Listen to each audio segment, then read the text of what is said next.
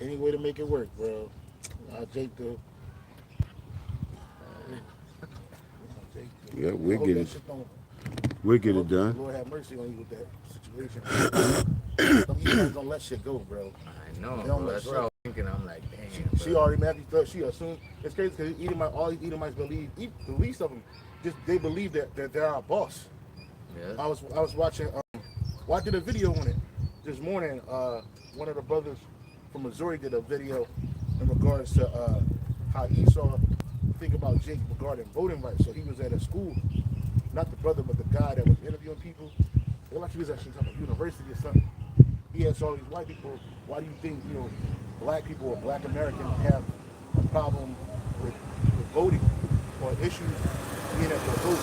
One lady said that in Florida, the vast majority of blacks have felony records, which she got that off of Google. It ain't the vast majority, but the vast majority of people that are arrested and convicted in Florida are disproportionately black people. So having a felony record can stop you from voting. So then she said that. Then the other lady said she said that blacks basically don't know how to they don't have IDs, so they don't have access to getting IDs like a driver's license or a non-driver license, state ID. And then the other Edomite dude said that black people don't have access to the internet. They have phones, but they ain't got data, so they don't have no access to the internet. All of this shit. Then he went to a black neighborhood in Harlem. He asked them all the shit that they said they didn't have. Jake was like, "What you talking about?" He said, "Is this some type of prank or something?"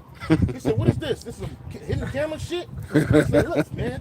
So I know how to get to the fucking. You know what I'm saying? He is right up here. He get the exact fucking address, bro. He's like, you can go this way, bro. It's right over here. What are you talking about?" He asked him, asking, "Do y'all got IDs?" And it's crazy because the first thing Jake did was go in their wallets and pull the ID out. Because only the white man could walk up to you and ask you if you got your ID. Only the white man, he didn't go through no white neighborhoods. And asked them the same questions. He was like, you know what I mean? So it's like these Edomites really believe that you're ignorant. All this access to all this internet and information, but according to political pundits and political people that are running for office, the first thing they say is the reason why the black vote is so jacked up is because it's disproportionately they don't have access to particular resources, which is a lie. Dude said, "Look, everybody I know got an ID." He said, you gotta have an ID. Oh, girl, I left the house. I ain't got nothing else with my ID. That's the East Coast. Niggas leave. Niggas gotta have the ID, bro. What the fuck's wrong with you, bro? You ain't got your ID, or you got everybody gonna look at you like you crazy. What the fuck's wrong with you? Especially on the East Coast, New York. This shit, you need your ID. They was in New York. Man. It was in New York, and I'm like, nigga, everybody in New York got an ID. What the fuck you talking about? It's against the law not to. Damn near. Shit. You get caught without a ID and can't identify yourself. They can take you to jail for that shit, bro. That's right. So niggas ain't trying to go to jail for some bullshit. But it's crazy because this is the kind of hell we in. This is the kind of world we live in. Like, we on the same planet, but we live in two different worlds, bro. Hey, we'll start off by giving all praise, honor, and glory to Yahweh, by Hashem, Yahushai, by Hashem, Rakakwadash. When you say you give double honor to the apostles and the bishop elders, a great millstone for teaching his word in truth and sincerity and for ruling well. And salutations to our fellow Akim, man. Hey, Salakia, bro. Let's move over there, bro. It's fucking sunny. Fucking. Maybe just right here, because it's going to keep moving this way. Yeah, but if we go in the street, the cars come. So, I used to think I was doing myself a favor by not saying much when I was on the job. And then I realized that was a disservice to me. Because once I started speaking, motherfuckers started listening. I know what you mean. Some goes down. Beware the incense. No, right here. Oh. Brand new feature.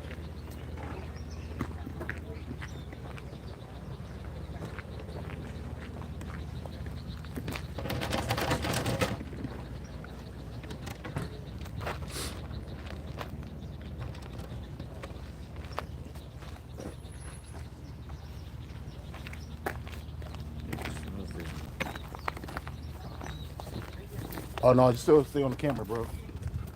The sun gonna move. Okay. We good.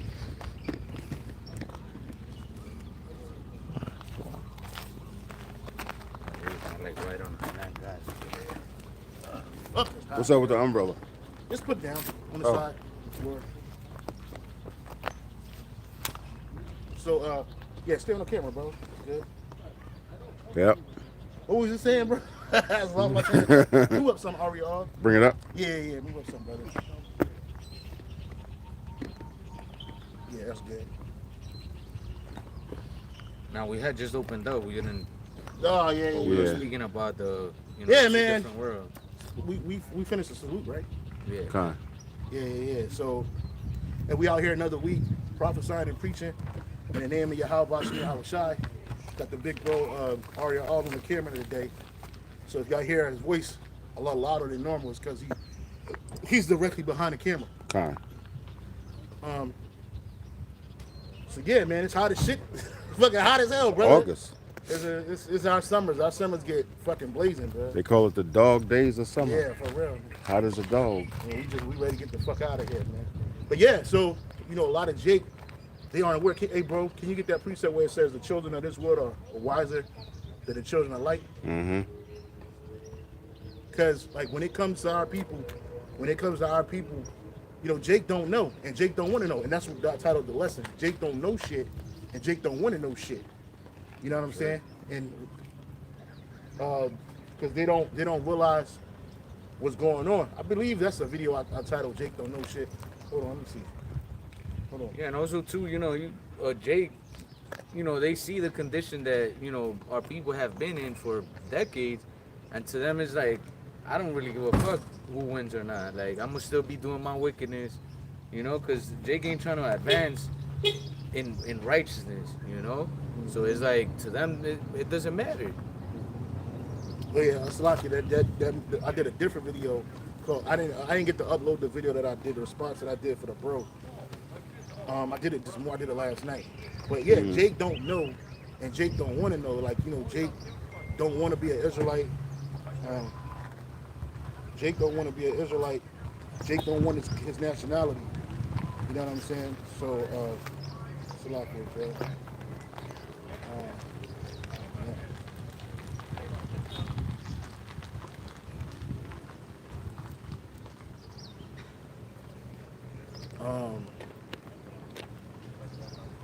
I got that precept. Look it up, bro. This is the book of Luke, chapter 16 and verse 8. And the Lord commended the unjust steward because he had done wisely. For the children of this world are in their generation wiser than the children of light. And who's the children? Who's the children of light? We are the children of light, the Israelites, That's right. right? And the children in this world. Hey, read up like 2 verses. Con. This is Luke chapter 16, verse 6. And he said, 100 measures of oil, and he said unto him, What was the precept? Luke 16:6. Luke 16:8 was the one you wanted. Go to 7. What 7 say? Luke 16:7. Then said he to another, And how much owest thou? And he said, 100 measures of wheat. And he said unto him, Take thy bill and write 80. And the Lord commended the unjust steward because he had done wisely. For the children of this world are in their generation wiser than the children of light. Yeah, so you got the children of light are the Israelites, the people that's on this sign right here. Right? And the children of this world are Esau, Edom. They're wiser than Jake. They know what's going on. They get that scripture where it says that my people are foolish, they're sottish, they have not known me. So they don't really know what's going on. Like, it's spiritual too, because I was listening to the Apostles live stream, and Apostle Zahar said that, man. He said Jake don't know what the fuck's going on. They're surface level, like Apostle Kamara said that Jake is not deep, they're not on the level. They're really low level. When you deal with the so-called Negro, Latino, Native American now, partially it has to do with Jake's rebellion and Jake's rebellion and his habitual fighting the Lord. That they don't want to know their history. They don't want to know their true nationality. They want to, whatever Esau, they want the new thing. That's what, Jake, they'll accept being an African American. Jake will accept being black. Jake will accept being colored. but you don't want to accept being from the tribe of Judah, Benjamin, and Levi. That's you don't want to accept those things, right? You accept the lies that Esau gives you, right? So, that's just rebellion. And then on the other side of that, Esau has used his different systematic venues, such as education, such as history, such as academia, such as finance. I just gave you a few, but systematic racism runs through all of that shit. So that systematic racism is not just about oppressing people, but it's giving people an identity that's not theirs, right? And then using your powers to forward that identity. You see Jake in the street acting like thugs, dressed like thugs. That's an image that was pressed on Jake. Because when you go back, 70 years, I'm 44, so that was like 79. Let's go back 70 years. 70 years, Jake wasn't 70 years ago, not saying Jake was perfect, but they weren't walking around with their pants hanging off their ass. Damn. They wasn't walking around, the women wasn't walking around butt naked, half naked, you know what I'm saying, showing every damn thing. It took time for Jake to get that way after being highly influenced. There's another scripture that says the righteous is more excellent than his neighbor. Not even when I was born. Yeah. This brother, I was born in 66. Yeah. And I remember growing up in the projects, all the girls I went to school with, even when I look at their pictures now, had skirts or dresses on, every day, all week long. But now, there wasn't no fucking twerking. You know what I'm saying? Yeah. Jeremiah 4, verse 22, for my people is foolish, they have not known me. They are Sodom's children, and they have none understanding. They are wise to do evil, but to do good they have no knowledge. Break it down. So yeah, Jake today is foolish. They don't know Yahweh Shemashah. They don't know Yahweh Shemashah, and they don't want to know him. Sodish, stupid, no understanding, wise to do evil, but to do good they have no knowledge. Niggas quick to do evil, man. Like I remember one time the brother Priest Kahanallah said, you come up to a Jake and you tell him you found some weed or some coke or whatever, that nigga come up with all kind of plans and shit. But if you try to bring him this truth and tell him that he's an Israelite and try to give him some wisdom and knowledge, nah, man, I don't want to hear that. Yeah, because it don't immediate benefit. It don't immediate Jake benefit. Is all Jake. about the immediate Yep. benefit. If it's not, I was thinking it's crazy that you brought that up because I was at home yesterday and I was thinking to myself, if you put gold in front of a nigga, like gold bars in front of a nigga, and then you put the exact amount of the gold bars in a dollar, he gonna go for the money. Yes, right. Niggas gonna go straight for the money. Exactly. They don't understand the value, the intrinsic value of gold. Niggas like, no, nigga. Why? Because the money allows you to buy all the things that you would like to buy in this world. You give him half the price of the gold, and cash, and he gonna go for the cash. It don't matter. It don't matter. As it's cash. As long as it's cash. Because the nigga gonna say, well, nigga, what I'm gonna do with this gold? I can't turn this gold in. But an Edomite, an intelligent Edomite, will look at that money and then look at that gold and say, give me the gold. Leave the money on the fucking table, because he knows he understands the intrinsic value. And that's why, again, the children of this world are wiser than the children of light. That's right. Again, the brother brought out, my people are what? Sodish. The word Sodish means stupid. They have not known it. How our people know the Most High is via Esau and his different avenues, such as Christianity, his so-called Bible teachers, his scholars, his biblical scholars, his theologians. That's how Jake know the Lord. That's why our people believe that God is all love. It says it in the scripture, God is, the Most High is love, right? But then you got to know what kind of love is the Most High. Is he just an accepting God? I just accept you the way you are. Come as you are with the Most High. No. Even his only begotten son, Yahweh Shai, said what? You got to change.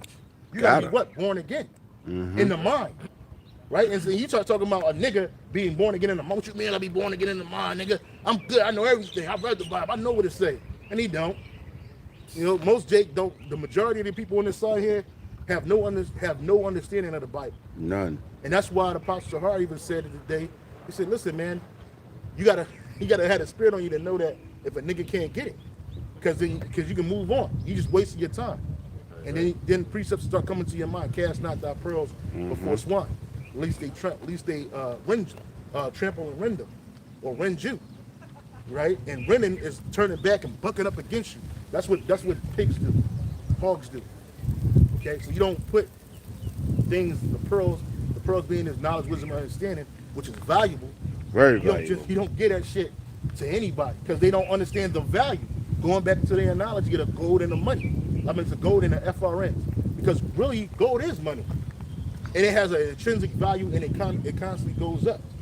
But Jake would rather have these worthless dollar bills that really don't mean nothing. They're overinflated, overvalued, right? And it's not going to be able to deliver you. Gold ain't either. But having gold is having a physical currency. That's value. You know what I'm saying? There's intrinsic value in it that the Lord created.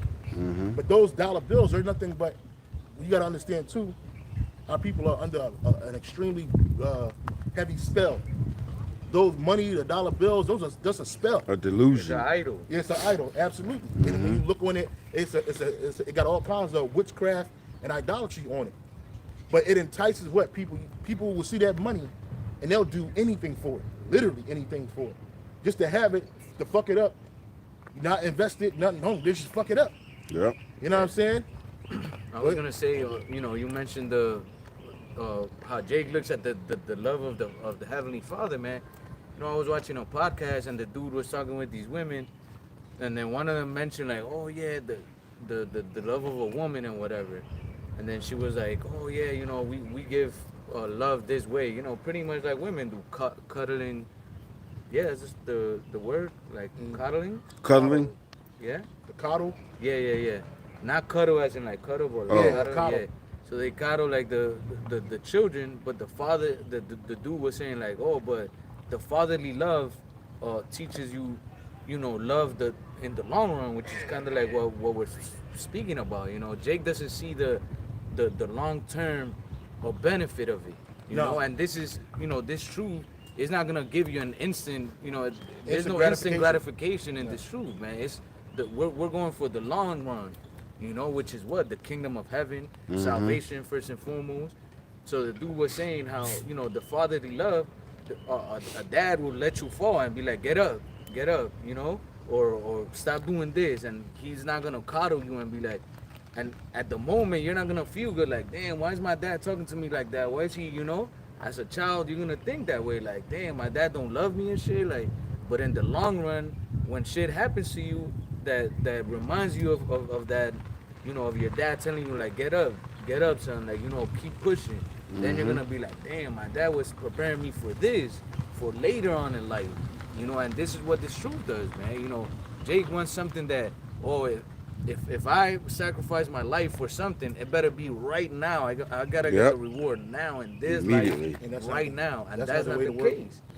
Real quick, I got a precept for you. This is Sirach 30:1. He that loveth his son causeth him oft to fill the rod, that he may have joy of him in the end. And that's for the physical father to his son as well as the Most High, because the scripture says, Yahweh shall chasten us as sons. Those he don't chasten, he don't love it. That's right. You know what I'm saying? So when your father corrects you and oftentimes make you feel that rod, meaning beat your ass, that means he loves you. He cares for you. And he's correcting you so you don't continue the wrong path. Verse 2 says, I'll read verse 1 again. He that loveth his son and causes him oft to fill the rod, that he may have joy of him in the end. He that chasteneth his son shall have joy of him, and shall rejoice of him among his acquaintances. Like, and I'll give myself example. My dad, he often chastised my ass, man. But now when he speaks of me amongst his friends, he speaks of me proudly. He speaks of me with joy and honor. Right? Because I ain't in a prison house. I did my thing in the army. I live in Hawaii. I'm self-sufficient. You know what I mean? Yep, absolutely. So he's like, that's a joy to him. Right? So keep on reading verse 3. He that teacheth his son grieveth the enemy, and before his friends he shall rejoice of him. And that's another thing, because we as Israelite men, we supposed to teach our sons the right way, the holy way, right? See, we supposed to teach our children the truth. Like in reality, all Israelite men are supposed to teach their children the law, statutes, and commandments of Yahweh Shah and meditate on them continually, right? To bring that to knowledge to them continually. Why? Because that's a part of the truth. You know, that's a part of this thing. That's a part of our heritage, right? So you got to always remind your kids, remind your children of what to do in the eyes of in the sight of the Lord. Because just because you're a so-called grown-up, don't mean that you're on your own. Don't mean that you're unto your own self. You got to have we under constant wardship of the Heavenly Father and His Son, Yahweh Shah. So you're supposed to bring your children up in a way that is good in the eyes of the Lord. And it's a perpetuating thing. But when you teach your kids that, what you're doing, you're grieving the enemy. That's right. And Scripture says, "He that teaches." That's the reason why homeschooling is not pushed heavy in this country, right? They want your children to go to these schools of so-called learning from a child, from a baby. That's right. Why? Because they get to indoctrinate your children with whatever philosophy they believe, and then the kids, they're gonna grow up believing that that's okay.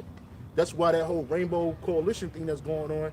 Children, they don't have a problem with that. They don't look down on it. It's not nasty to them. To them, it's like it's acceptable because this generation is being overly conditioned to accept that. But if you were teaching your son the right way, you would let him know that, hey, that's not the right way. But see, what ended up happening was now there's a conflict with Esau's interests. Just the reason why they wanted to get your children in school so early. You got Head Start, you got kindergarten, and then all the way up to 12th grade and then into college. They start believing in the system. That everything the teacher says is true, according to them. Even if the teacher's misled, even if there's contrary information to go against that information, they ain't gonna accept it. So it's a constant battle. You know, you going to school with Edomites and other heathens, and you believe that we're all one because we're all in the same class together. Until you become an adult and you realize that there's something called racism. And that we are not alike. We are not. I could act like you. I could talk like you. Yep. I could grow up in the same environment as you. But once I get a certain age, the racism, the truth start coming out. You know, they call me black. Like, bro, I hate being called black. I hate First it of all, too. my skin is not fucking black. But see, this world is so fucking backwards that they look at a brown-skinned person and say you're black. You even have Israelites that are from other tribes like Benjamin. They pride themselves on being called Jamaican, Trinidadian, you know, whatever, St. Lucian, right? But they don't call themselves black. I'm not black. I'm Jamaican. But see, Jake, in America, you ain't got no you don't have no identity to hold on to. So you grab on to being black. But black was being pushed to you, and black is everything negative. Black never had nothing good coming of it. Niggas quick to say, oh yeah, you know, all the colors come from black, which is true. But the point of the matter is, it's in this world, as it is known, is to be black is to be without. To be black is to be ignorant. It's a whole bunch of negative connotations that go with being black. So much so that even in these other countries, when they look at so-called black or brown people, they call them black. But there's no country of black. Where's black? Where's the nation of black at? Ain't no nation of black. That's what I always say. That's right. You know what I'm saying? What land on the earth where they say black people come from? Oh, we all come from Africa. No, nigga, we all don't come from Africa. They had something used to be in the 80s and the early 90s, the Asiatic black man.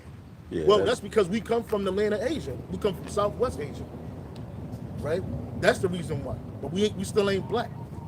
But see, our people hold on to these identities because they rather have that than have their natural identity as that being an Israelite. Because guess what? You weren't brought up or taught that you were an Israelite from a young age. You taught that you was black, you was Hispanic, you know what I'm saying, or Latino, and you took pride in being a Latino. Everybody you lived around grew up was a Latino, speaking Spanish, speaking the voice or the language of the oppressor. And they so far removed from the conquistadors and the Spaniards coming to South America that they just believe that Spanish language and worshiping Cesare Borgia is just that's natural. Yep. But that shit was pushed on you. Yep. I was gonna say, you know, we were talking about something similar along the lines with the brother Jay. Jay wants to accept things that are acceptable to the world, man. Yeah. And being an Israelite, your true nationality is not accepted in this world, man. So Jay Jay doesn't want to cleave onto this because why? They're gonna be ostracized for it. They're gonna be, spoken bad about, put in a bad light, and Jake doesn't want that, man. You don't want it. Like we're talking about the instant gratification. People want to be rewarded or praised or looked at it like, oh wow, look at them. Like that's what Jake wants in the world, man. And that's not what your true identity brings in this world. Because guess what? We the lowest of the captives. Even though these heathens are captives to an extent, we at the bottom, man. Yep. So nobody wants to be the guys at the bottom. So it's like Jake wants to be the top guy. That's why Jake cleaving to that Egyptology bullshit. Like we was kings, From but Egypt. that's still not your nationality, man. And then you still lost at the end of the day. Yeah, because you look at somebody that looks like you and you assume that y'all the same people. I was looking at a video today of these the real Egyptians, the Montezarianites, them tall, ugly motherfuckers. They be Manute Bol shit. niggas. Them Arab there niggas, they be doing this shit. And it was a bitch doing that shit. And that bitch she was nice and tall and thick from the bottom, but that bitch was ugly. A big ass forehead, them big ass lips, that big ass nose. And because Jake has similar features, and we was over there fucking them bitches, bro. Having children with these motherfuckers, bro. You know what I'm saying? So they say that this is the architect for the so-called Negro. But dumb people know that they ain't black. They don't even call themselves black. They don't even like us. No, they don't. Even Jake, they live over there, don't like Jake in America. Yep. Right? That hatred is still there. That enmity is in amongst our people. But as far as the natural heathen, there's a great divide between us and them. Oh yeah. Right? Because those tall ass fucking monsters, they didn't go into slavery. They don't know. They don't understand what that's about. Even though they being oppressed in their own country by Esau and their own people, they're not being oppressed because they're so-called black. They have resources in those countries, and as long as that countries is in a disarray, Esau can exploit those resources. Right? Yep. That's what that shit is about. Outside of that, them people, they got their culture. Them motherfuckers still in the fucking Serengeti, playing in dust, putting cow piss on their head, eating blood, and jumping up and down, doing this shit. You know what I mean? Like that shit is off. Like I look at that shit, bro. I be like, bro, they can't be in my house, bro. I don't want none of them niggas. I don't want none of them bitches, bro. I'm sorry. I don't want nothing out of Africa, bro. I was like, damn. I was thinking to myself, I was like, yo, ham is nasty, bro. I was like, ham is some fucked up kids, bro. Like this nigga, man. These your children, bro. But all the tribes got some fucked up people. You look at Shem got some fucked up kids. East Indians, them niggas like to play in shit. Ain't no real Jake playing in shit, bruh. Like you already know in your spirit, nigga, that's off. Nigga, what? I ain't doing it. Y'all see that video? You see the video? I saw it. You see the video? I saw the one you sent me. The two niggas that playing in shit. Like, what the fuck? Like they don't smell that shit. Yeah. Hell no. Bro. Hell no. This is a heathen. But because Esau has told us that the world is universal, it's for everybody. That's right. Everybody has an equal opportunity, especially here in America, which is not true. Now we have access to resources that Jake and these third world countries don't have access to. And we may not be exploiting them or using them to the capacity, or we might be overexploiting them. So Jake look at you like, oh, something's wrong with you. Like, nigga, you got all these, you got welfare, you got Social Security, you got a surety in the justice system. What you mean? What you mean you want more? Oh, I wish I had that. So then Jake, that's fucked up. They're envying Jake on top, but not realizing that we catch a shitty end of the stick. It's the same stick, but it's just shittier end. Yeah. You know what I'm saying? So again, Jake don't want to be involved. Let me finish this off real quick. Yep. Back in Sirach chapter 30, verse it's bad. Verse 3. He that teacheth his son grieveth the enemy, and before his friends he shall rejoice in him. Though his father die, yet he is as though he were not dead, for he have left one behind him that is like himself. And that's what they don't want. That's why there was a concerted effort to purposely destroy the house of the so-called American Negro. Yeah. There was a time in this country where it was two-parent homes, and the father was respected and well regarded. Then over time, that shit, the state stepped in, and as the state stepped in, and other things start getting pushed on, feminism, it pushed the so-called Negro out of the house. So now the vast majority of the so-called black children in America, Judites in America, you don't grow up with a father, because you grow up in these You were born via a tumultuous relationship between your mother and your father. The man, he didn't know the woman didn't know the man. Y'all just met each other because y'all was hot and bothered, or y'all was in the same vicinity and y'all fucked on each other, or y'all might have been in a relationship and y'all didn't even know how a relationship is supposed to actually work between a man and a woman. So now y'all dissolve that shit, and now the woman is left with the burden of raising the child alone. Or she through her stupid ass decisions made it that way. You got a lot of bitches out here raising children, supposedly raising children and just having children because they want something to have. They want something to have control over. But then when a child gets too old and out of control, now you want a man to step in.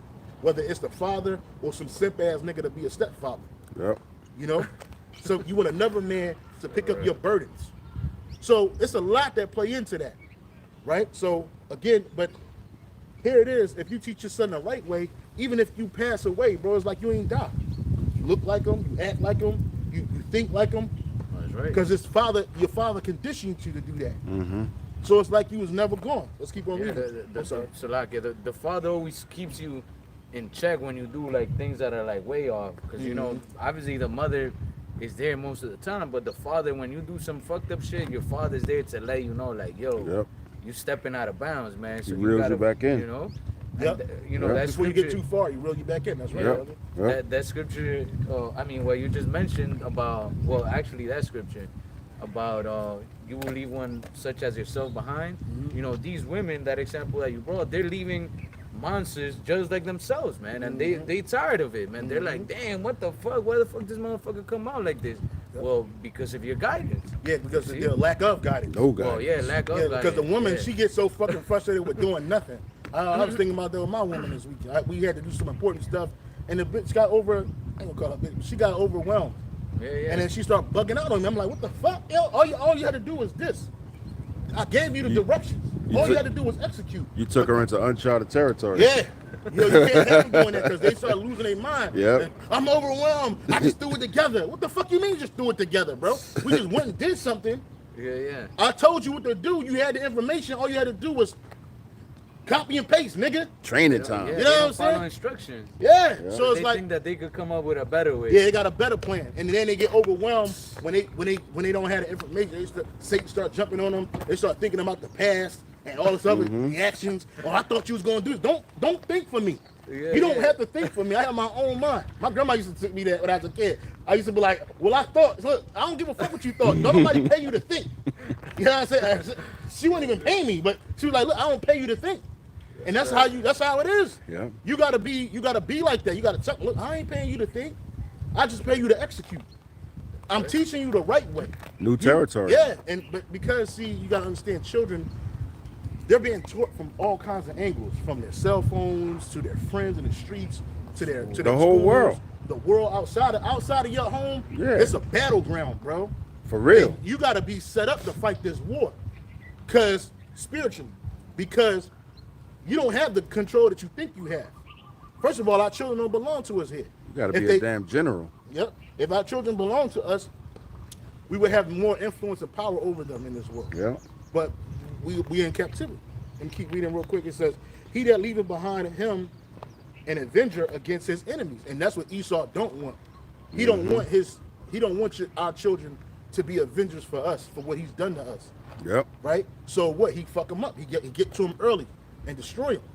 Get him early so that he can't be a formidable foe. So it says he left behind him an avenger against his enemies, and one that shall requite kindness to friends. Meaning that if you have friends during your lifetime, your son's gonna be a friend to your friends, right? He gonna show kindness to say, hey man, I fuck with you, bro, because me and your dad was good friends, man. Your son might be an asshole, but I told you I'm gonna look out for him, you know, in your death. So what I do, I look out for this nigga. I treat the nigga like he's my son. Why? Because his father showed me kindness, and I would hope that his son would do the same. You know. So it says, requite kindness of friends. He that maketh too much of his son shall bind up his wounds, and his bowels will be troubled at every cry. So you ain't, like you were saying about, I don't know which one of you brothers was saying about conquering your child. What you call it? You use another word, not conquer. It was coddling your child. Coddling. You know what I'm saying? Like, look, you ain't supposed to every wound he get, I'm wound up, and every time I hear him cry, let me go run and see what's wrong with him. No, you got to allow the child to work out himself, problem solve. Yeah. If it's too big, then I'm gonna get down and I'm gonna fuck with you. But hey, you all right? You hurt yourself? Get up. Get up. Because why are you teaching your son that? Because that's what life is. Life is about taking many falls and getting back up and dusting yourself off and putting yourself together. Whether you do something spiritually wrong, whether you do something physically wrong, it's about getting back up, perseverance. But if you always over the child ain't gonna know how to persevere without you. That was the Wadi Habashimel shot. That was one of the points that from that podcast that I wanted to bring up as well. The guy was like saying how, a mother would see her child fall and be like, oh baby, oh. Immediately. Yeah, all the time, every single time. Yep. A kid could fall 10 times and she'll be like, oh. But a father, once you trip more than twice, you're like, yo, what's up? Yeah. Stop tripping, man. Yeah. Look where you going. That's right. Get Tie your your ass up. fucking shoes, man. That's right. Pick up your feet. Pick up your feet when you Look walk. where you're going. My dad used to tell me that shit. My dad used to tell me that shit all the time. You're like, yo, pick up your feet when you You gotta walk. learn the lesson from life, man. So it's like the dad, Yahaba Shimon was shot, saw us fall and fall and fall, and he's like, all right, Yep. you don't want to look at the consequences and see what's gonna happen if you keep doing this. Well, I'm gonna let you get punished. Well, Yep. that's what you said. I think a couple weeks ago, the Lord winked at our ignorance. Yep. When we was in the world, we was committing all kinds of folly, bro. Kind of shit. But the Lord winked at us. He ain't fuck us up like he could have. You got chastised bit by bit, but you really didn't start facing chastisement until you came to this truth. Mm-hmm. You start seeing what it really feel like. And once the Lord tell you the right way, then he expect you to act the right way. Yeah. I got a quick precept.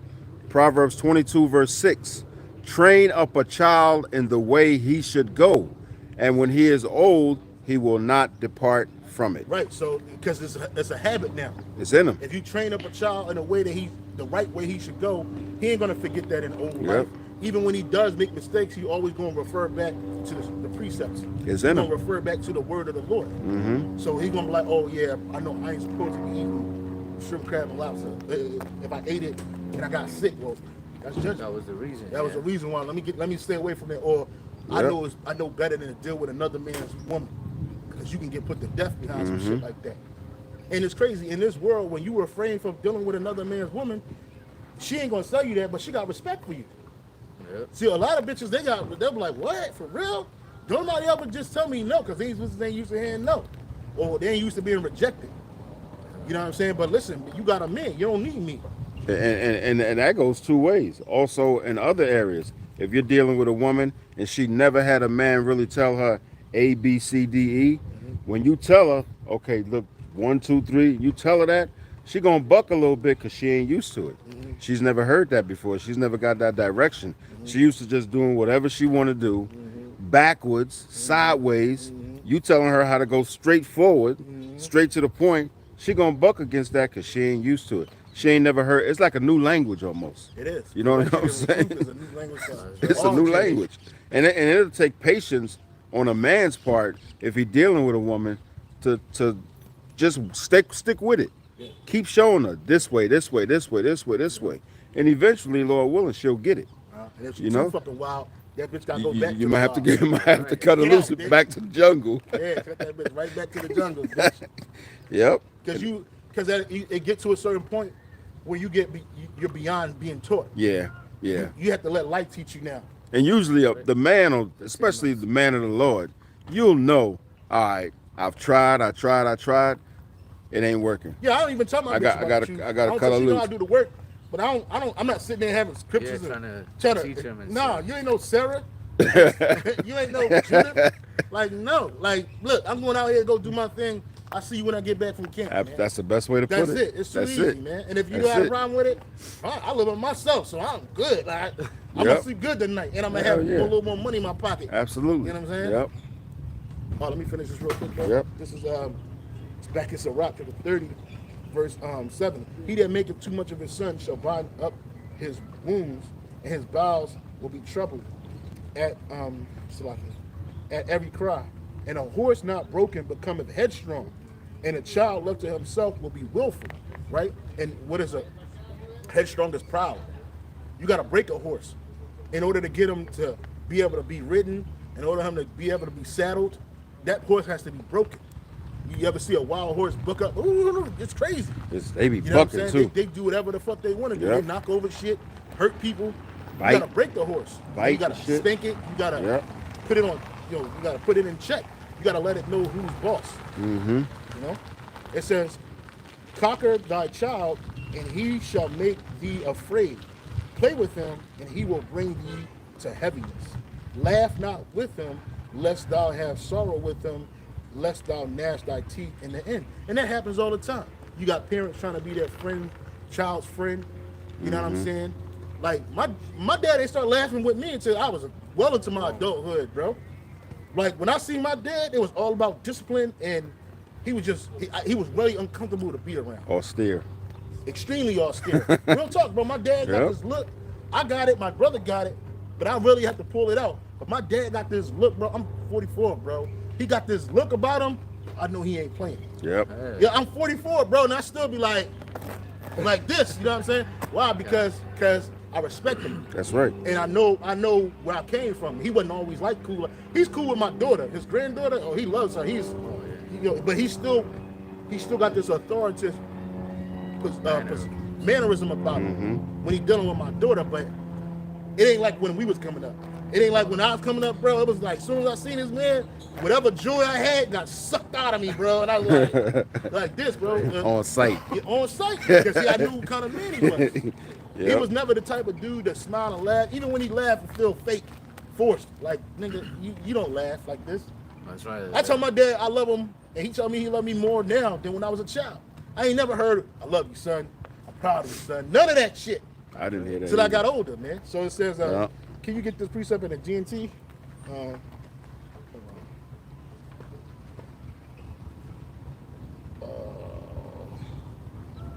I got it. Yep, I'm in the GNT too. Yeah, go ahead and bring it out.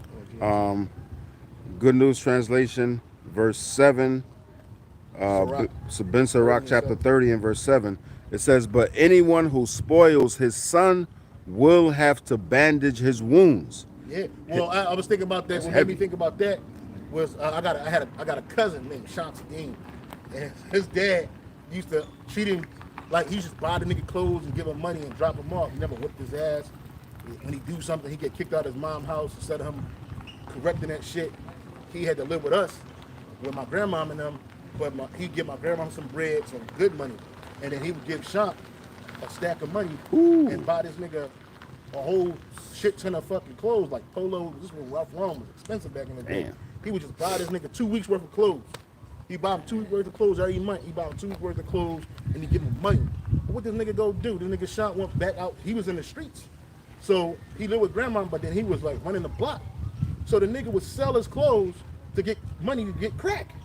He was selling crack, but then he started using crack. Mind you, Sean was younger than me. You know what I'm saying? So this nigga's like 13, 14, 15 years old, fucking selling crack on the street and doing crack. It was so crazy because I was laughing at myself. I was like, I remember this nigga used to come in the crib and break down a drywall on my grandma's wall and make fake crack. Because he did the crack that he was supposed to be selling. So the nigga was fucking up the game in the hood. Like, niggas gonna know. The crackhead's gonna start complaining like, "Oh, what the fuck? That was drywall you gave me last time." And they like, "Man, what the fuck?" Like, "Yeah, that nigga shot. Don't mean drywall." So nigga got shot. He got shot. He got hit. Damn. Yeah, he got shot in the head and everything, man. Fucking up the game, man. You know what I'm saying? Like, don't fuck he's with fucking the up game. the game in the hood and bring that shit to my grandma's crib. He used to break in my grandma's house when we was gone. He'd break in. I don't know how the fuck he got it. He'd break in because we lived on the second floor. So the nigga would break in and steal my grandma's jewelry, have her crying and shit. And she still take the nigga back. But then she treat me like shit. I'm over here obeying the bitch and everything. Like, this nigga, I'm like, what the fuck is going on? The spirit is you. Yeah, it's demons. Demons on that. That whole house full of demons. But yeah, I say that to say that my uncle would conquer his son. Like, my dad never did that shit. My dad ain't never want me 2 weeks worth of clothes for what? Not even for back to school, nigga. Either. Like, no. But see, he brought me up in a rough manner, but it worked on me. It guided you. It guided me the right direction. Yep. You know what I'm saying? Like, if I'm thinking like I can just do what I want to do my dad just gonna give me money and clothes and shit. That's off. My dad was never doing that shit. Yeah, like I got a perfect example in my family too, bro. My brother-in-law, you know, he was always telling me like, yeah, my dad used to beat me for everything and blah blah blah. Even if I didn't do nothing, he used to beat me. And he was like, yeah, my kids, man, I promised myself that when I was gonna have kids, I will never hit them and you know, scream at them or whatever, bro. He was telling me that shit, and I was like in my head, like, damn, that's why your kids is fucking wild, bro. And, like, they be embarrassing this man out in the public and shit. And like, I feel like he, like in his mind, he tries to keep his own promise and shit. And I could see him like infuriated, bro. But like, he doesn't say nothing to him just to keep his promise. I guess he reminds himself, like, yeah, my dad used to beat me, but I'm never gonna. That's a promise like, I don't have to break. Hell yeah, bro. I seen them little niggas. I think I know you're talking about wild, bro. Caesar. Yeah. And I seen them little niggas. Them niggas. I told him one time, I'm like, yeah, bro, but like, your dad used to beat you, but look at how you came out. Like, you were a straight dude. Like, I never seen you doing some fucking wild shit or like embarrassing yourself, getting pissed drunk or none of that shit. See, he didn't see the value in the correction. And then even he said like, well, yeah, damn, that's true. And it's like, yeah, so you gotta like this. And I told him about the scriptures. I'm like, look, even the scriptures tell you that you should beat your son with the rod and he shall not die, ass, man. Nigga. Because it says, don't worry about if he cry. That's right. Fuck that shit, nigga. Let him cry. He'll be all right. Let him cry. Don't be moved by the tears. Yep. Hey, you think the Lord is moved by our tears, bro? Like, no, man. When you start, he love to see that. You know, you at a lower state and you crying to the Lord and you begging and you asking for repentance and you crying and you feeling bad and sorrowful.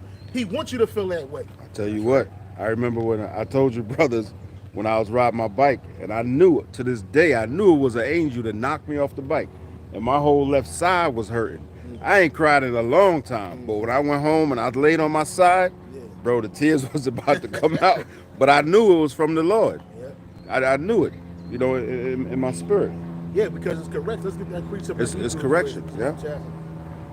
I got a quick one. In that same Ben Sirach, verse 9, it says, if you pamper your child and play with him, he will be a disappointment and a source of grief. And you see that today. Ooh, you see that little nigga, that the mom, she always played with the nigga. Yeah. She act like he her boyfriend and best friend. Now the nigga in prison. The nigga done killed people. He out here committing drills. My little sister, she was telling me about, she had a brother on her stepfather's side and shit. And she said the nigga, he was 18 and he died and shit. She was sounding a little bad, but she's like, yeah, he was out there running drills and shit. I'm thinking to myself, running drills? What the fuck is that? I thought he was playing football. Yeah, what the fuck is that? No, man, these niggas out there killing people, man. They out there, older niggas tell these niggas to go do some dumb shit, and the niggas get in the car, busting on people, shooting on people, shooting at people, killing people.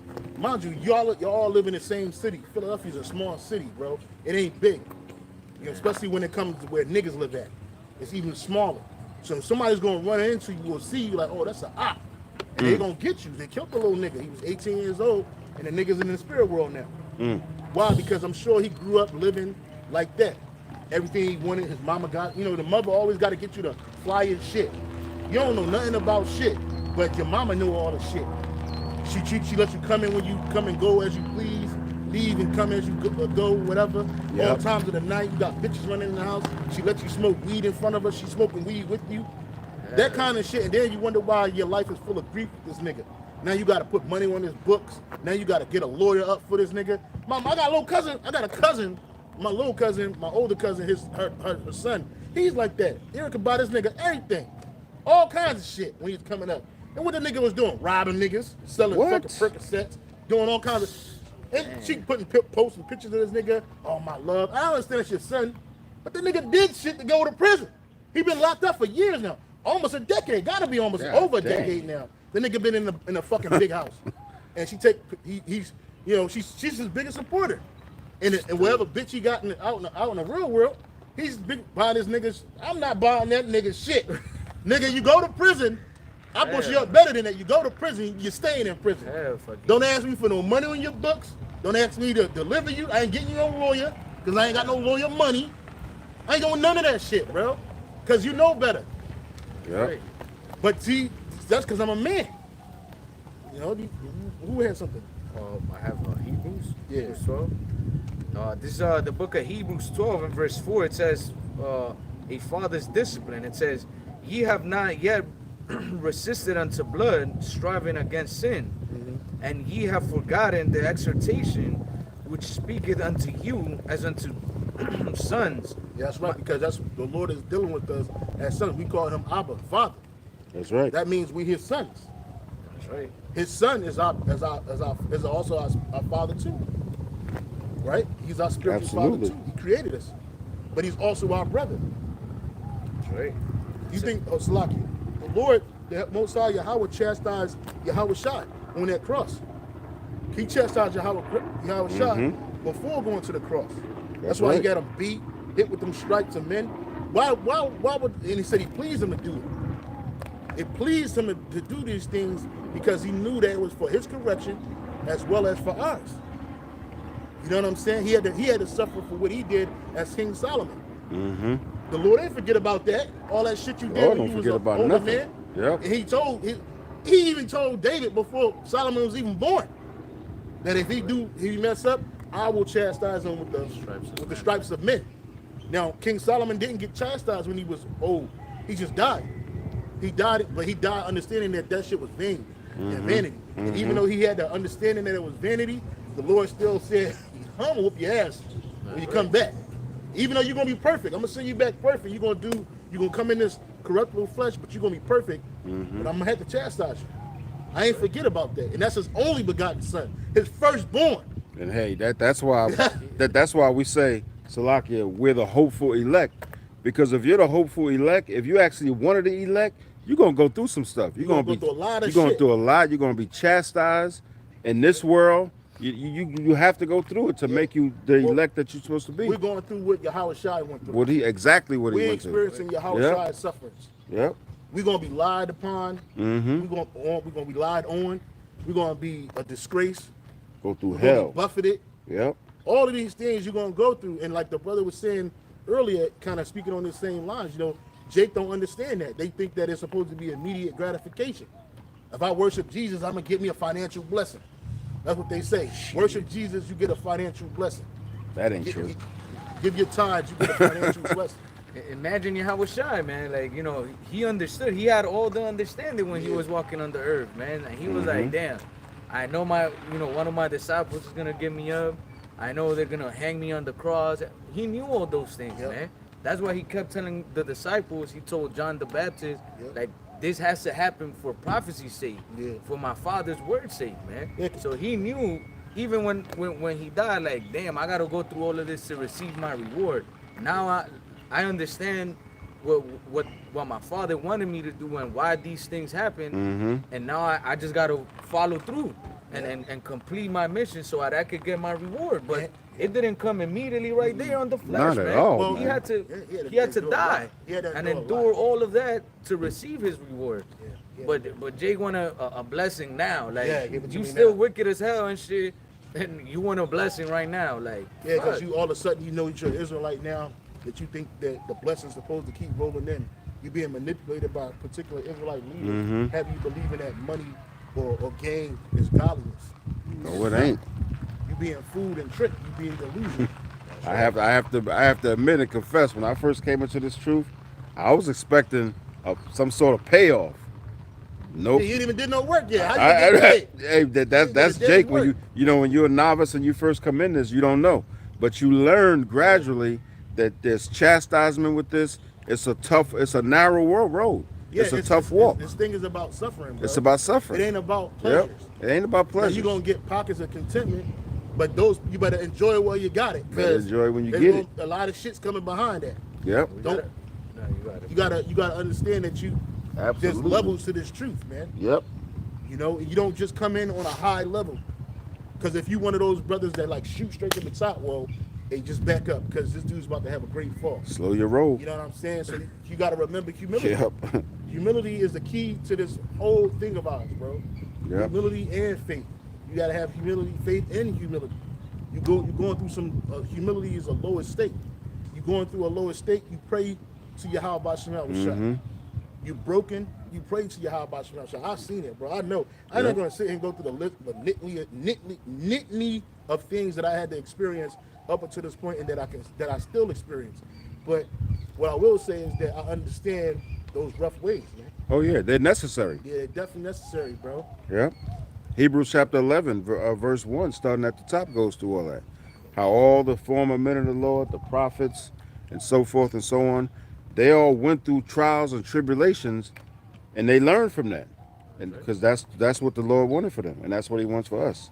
Yeah, and I was gonna say, we gotta understand that we still need to go through our chastisement, man. So, at the end of the day, yeah, we know that we the Israelites, we hope that we're part of that elect number that We hope and pray. Yahweh had chosen to Himself. Yep. But even still, we gotta understand that hey, our life is truly not ours. Whatever Yahweh Shai got allotted for each one of us, tribulations, whether we live or we die, hey, that's up to the Heavenly Father, man, and we gotta accept it. That's part of accepting Yahweh Shai, man. That's to it. say like, well, fuck it. If I gotta die, if I gotta go through whatever, fuck it. That's my lot. That's what the Lord chose for me. That's what it is. It is what it is, man. Call hello, Yahweh Shai. Let all things be done for Yahweh Shai. That's right, because we sinned against the Lord. The Lord didn't do nothing against us. He ain't do nothing against us, bro. We were the ones that fucked up. Yeah. Who's reading? Hebrews 12 and verse 4, it says, ye have not finished, Salaki, ye have not yet resisted unto blood, striving against sin, and ye have forgotten the exhortation which speaketh unto you as unto sons. Yeah. My son, despise thou not the chastening of Yahweh by Hashem There it is. Yahushua. So when you're going through chastening of the spirit, and then the greater understanding is knowing that, hey, this is what's happening. Because a lot of Jake don't understand why the things happen to us the way they happen. You have Jake talk about somewhere, if there's a God, why would He allow slavery? If there's a God, why would He allow our land to be taken away from us? Well, it's part of chastisement. That's it. Because you weren't brought over here to have land in perpetuity. You weren't brought to the Americas to prosper and to live a comfortable life. This is a prison for us, bro. We still in prison. We were born in captivity. We've died many times in captivity. All right? And we brought right back here until the Lord ends that captivity. That's right. Okay? So you weren't set up here to be prosperous. Live long and prosper, like Spock from Star Trek. You were brought here to suffer. To suffer. And to remember why you're suffering. Right? Yep. Get Jude 1. There's only one chapter in Jude. But it says a call to remembrance, something like that in there. Look for the word remembering. I had a Bring quick it up. precept in the meantime. This is in the book of Micah 7 and 9. It says, I will bear the indignation of the Lord because I have sinned against him until he plead my cause and execute judgment for me. He will bring me forth to the light and I shall behold his righteousness. Right. So we got to be patient. Right? Because we have sinned against him. That's a man that realizes I've done wrong. But just because I realize I've done wrong doesn't negate my chastisement in that. Now, it's not like the Lord is going to be beating you to a bloody pulp. You're going to get beat. You're going to catch a little bit of hell. He'll bring it back. Then he'll put a little bit more on you and more on you. Right? So until you are able to be hardened, so you're hardened to the knowing that, hey, look, now I'm fit for the fight. I'm a soldier. Yep. Even Yahweh Shai said that, Paul said to Timothy about being a soldier of Yahweh Shai, man. You can't be concerned with the things of this world. That's right. Right? Because you're at war. And you got to endure hardness as a good soldier. Those hardness is tough times, tumultuous times. Did you see it? Oh, what was that? I saw one. It says, I'll bring it to remembrance. Verse 5, I don't know if this is the one. It says, Jude 1:5, I will therefore put you in remembrance, though ye once knew this, how that the Lord, having saved the people out of the land of Egypt, afterward destroyed them that believe not. Right, so because he's bringing us to remembrance, this is from our former lives.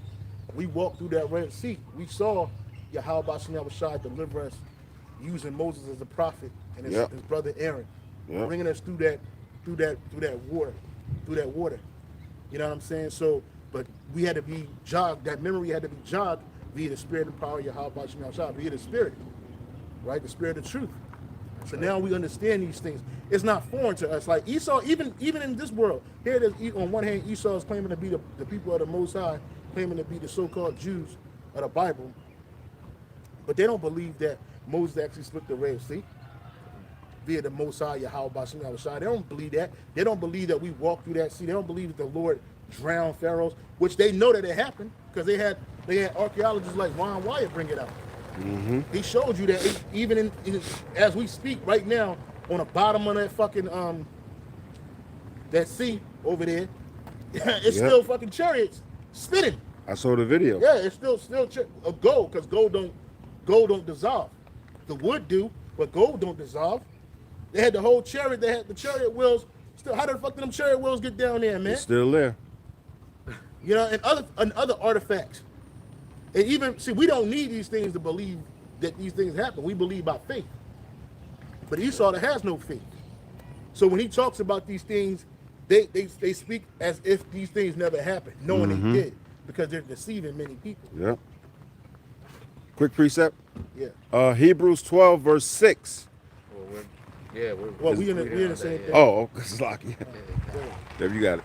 It says, "My son, despise thou not." Hebrews 12 and verse 5. Yep. "Oh, my son, despise thou not the chastening of the Lord, nor faint when thou art rebuked of him." Yeah. Don't read it again. Hebrews 12 and 5. "My son, despise thou not the chastening of the Lord, nor faint when thou art rebuked." Yeah, that's right. So don't get faint-hearted. Don't fall out over the fact that you're getting rebuked and you're getting chastised. Because a lot of rebuke is going to come from other men of the Lord, whether that's the apostles, whether that's the bishop elders, whether that's the heads of the camp, whether that's other brothers. Yeah. You want a lot of times the scripture says the Most High speaks through the mouth of the prophets, bro. You think that it's a brother just getting on you because no, it ain't. It's the spirit of the Lord. It's the spirit of Yahweh Bashim Yahushua that brings things up, that might show things in your character that need to be corrected. So you're going to be corrected a lot of times via men of the Lord, and that's mercy. Because once the Lord chastises you, it's a wrap. Like if he do it on his just full force on you, ain't nothing you can do about it. It can hurt. But it's through grace and correction. You got a lot of guys that get offended because the heads of the camps might be younger than them. You get a lot of guys that get high-minded because they're in positions of leadership. You got a lot of guys that don't want to understand the humility in this whole thing. Look, Yahushua is the son of the Most High, the son of Yahweh, the only begotten son, but he himself humbled himself to his own disciples, his own servants, his own students. How much more are we? Now, who am I? And you mentioned correction. Actually, in the NLT, it says, "My children, don't make light of the Lord's discipline and don't give up when he corrects you." Yeah, because you got some guys that are just, hey man, I don't like the way you talk to me, and then they out the camp, they left the camp, they gone. That's right. All because he got offended. And I looked up the etymology of the word correction. It says correction, authority to correct, or action of correcting or chastening, rectification of faults in character, conduct, etc. Yeah, because you got to understand, brothers, we all came from the world. So we're bringing ways. We still have the world on that's coming out of that motherfucker, bro.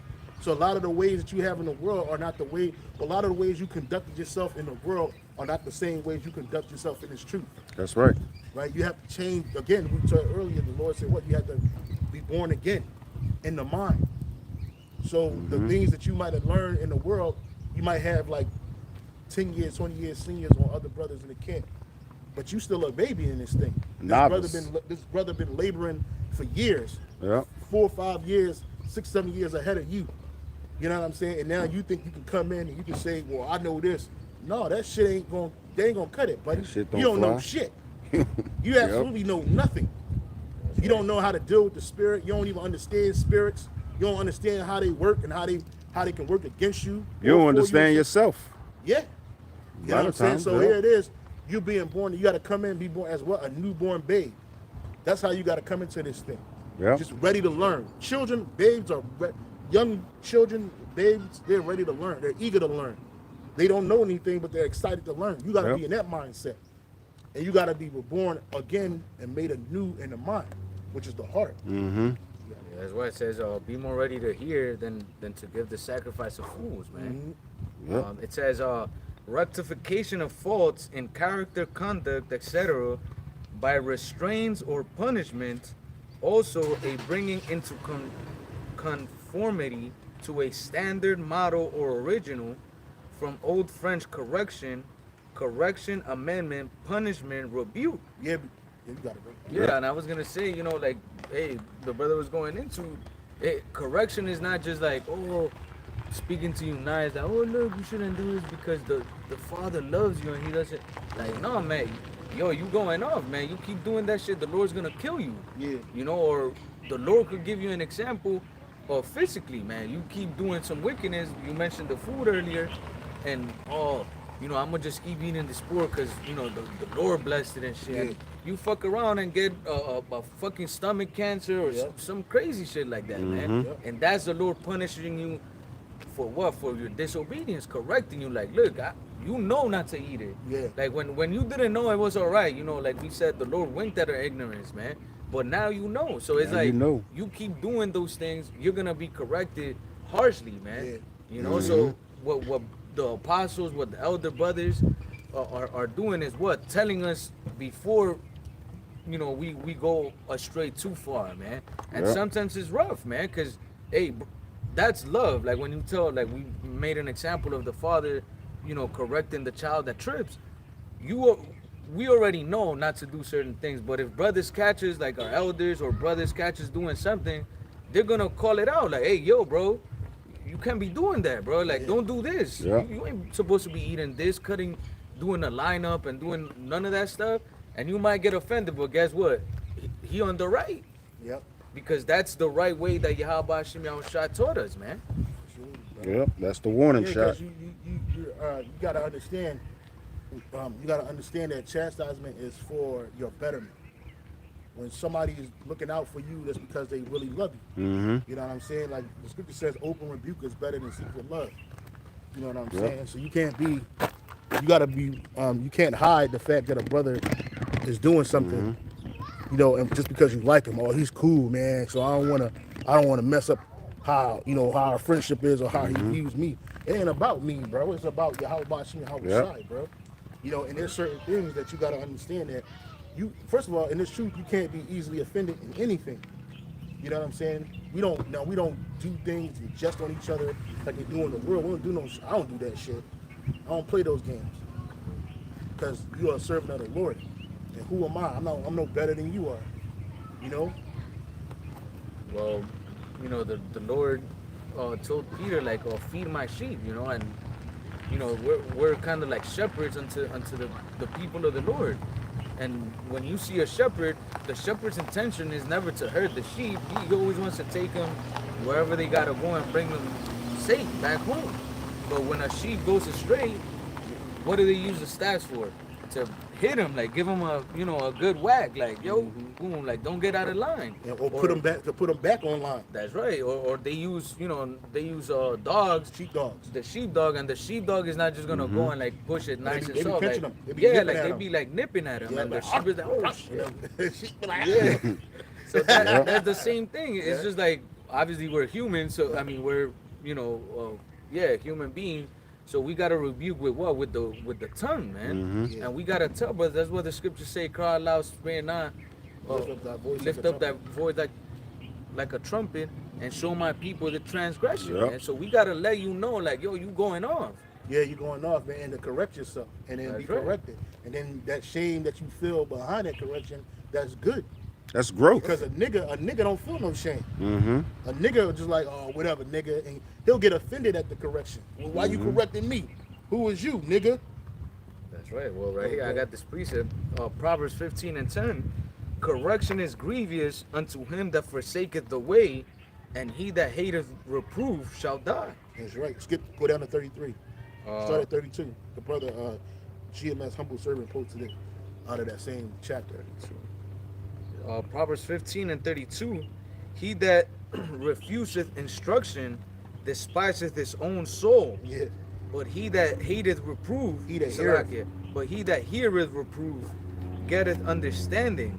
the fear of the Lord, Yahweh Ba'Shem Yahushai, is the instruction of wisdom, and right. before honor is humility. Yeah, so before you can receive honor, like you were saying earlier, how Jake want the reward before they even get their work, you want the honor, but you ain't exercised no humility in this thing.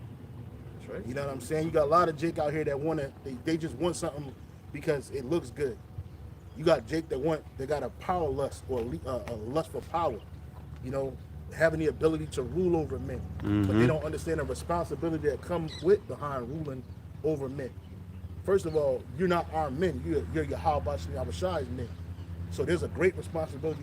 There's a great responsibility, a heavy responsibility on the men that leads the Lord's men, because we're entrusted with the Lord's jewels.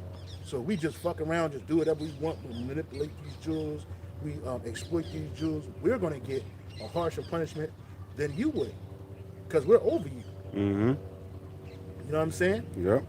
And that's another thing is, as a leader, as knowing you have a leader, you're supposed to grieve your leader, man. The scriptures speak about these things. Mm-hmm. We're not just speaking out our heart. You know, so it's 2 and 2. It goes hand in hand. But there's a great responsibility with being a leader. Everybody want to be the man because it look good. In this world, they teach you, like, if you're the man, people reverence you. You walk into a room, motherfucker stop and stare at you. Well, that ain't the way it works in this truth, man. Now, we do venerate one another, you know, but even our heads, they don't even want all of that. They tell you, man, hey, look, man, I'm not a damn celebrity. I'm a brother. I'm a man just like you. You know? That definition of humility, it says a modest or low view of one's own importance, And humbleness. in this world, they don't teach you humility. Everybody is lovers of themselves. You know, you got social media. You just put all these pictures up of yourself, and you're doing all this other extra shit, and you get people all excited about you, their attention. It's not about that. Read it again. Humility, it says a modest or low view of one's own importance. A modest or low view of one's own importance, man. You know, like I tell brothers all the time, man, I'm a man just like you. Like all that elder talk, elder this, elder that, it sounds like it's cool. That should get annoying, especially if you ain't really earned it or you don't feel like you earned it. Even if the Lord have given you that title. You know why? Because it breeds a lot of pompous and a lot of pride, and we're trying to remain as humble as possible. I know my role in this thing, in this body that we have here in Hawaii. You don't see me like, yo, demons will jump on me and be like, oh man, they ain't called you up, they call you brother. So what? I'm like, hey, shalak. I be like, what's it is? I forget the prayer, but I'll be rebuking Satan, bro, because it's not necessary. I ain't won nothing yet. I'm fighting just like you. We together, man. We in a fucking battle together, bro. I'm fighting with you in the trenches and shit.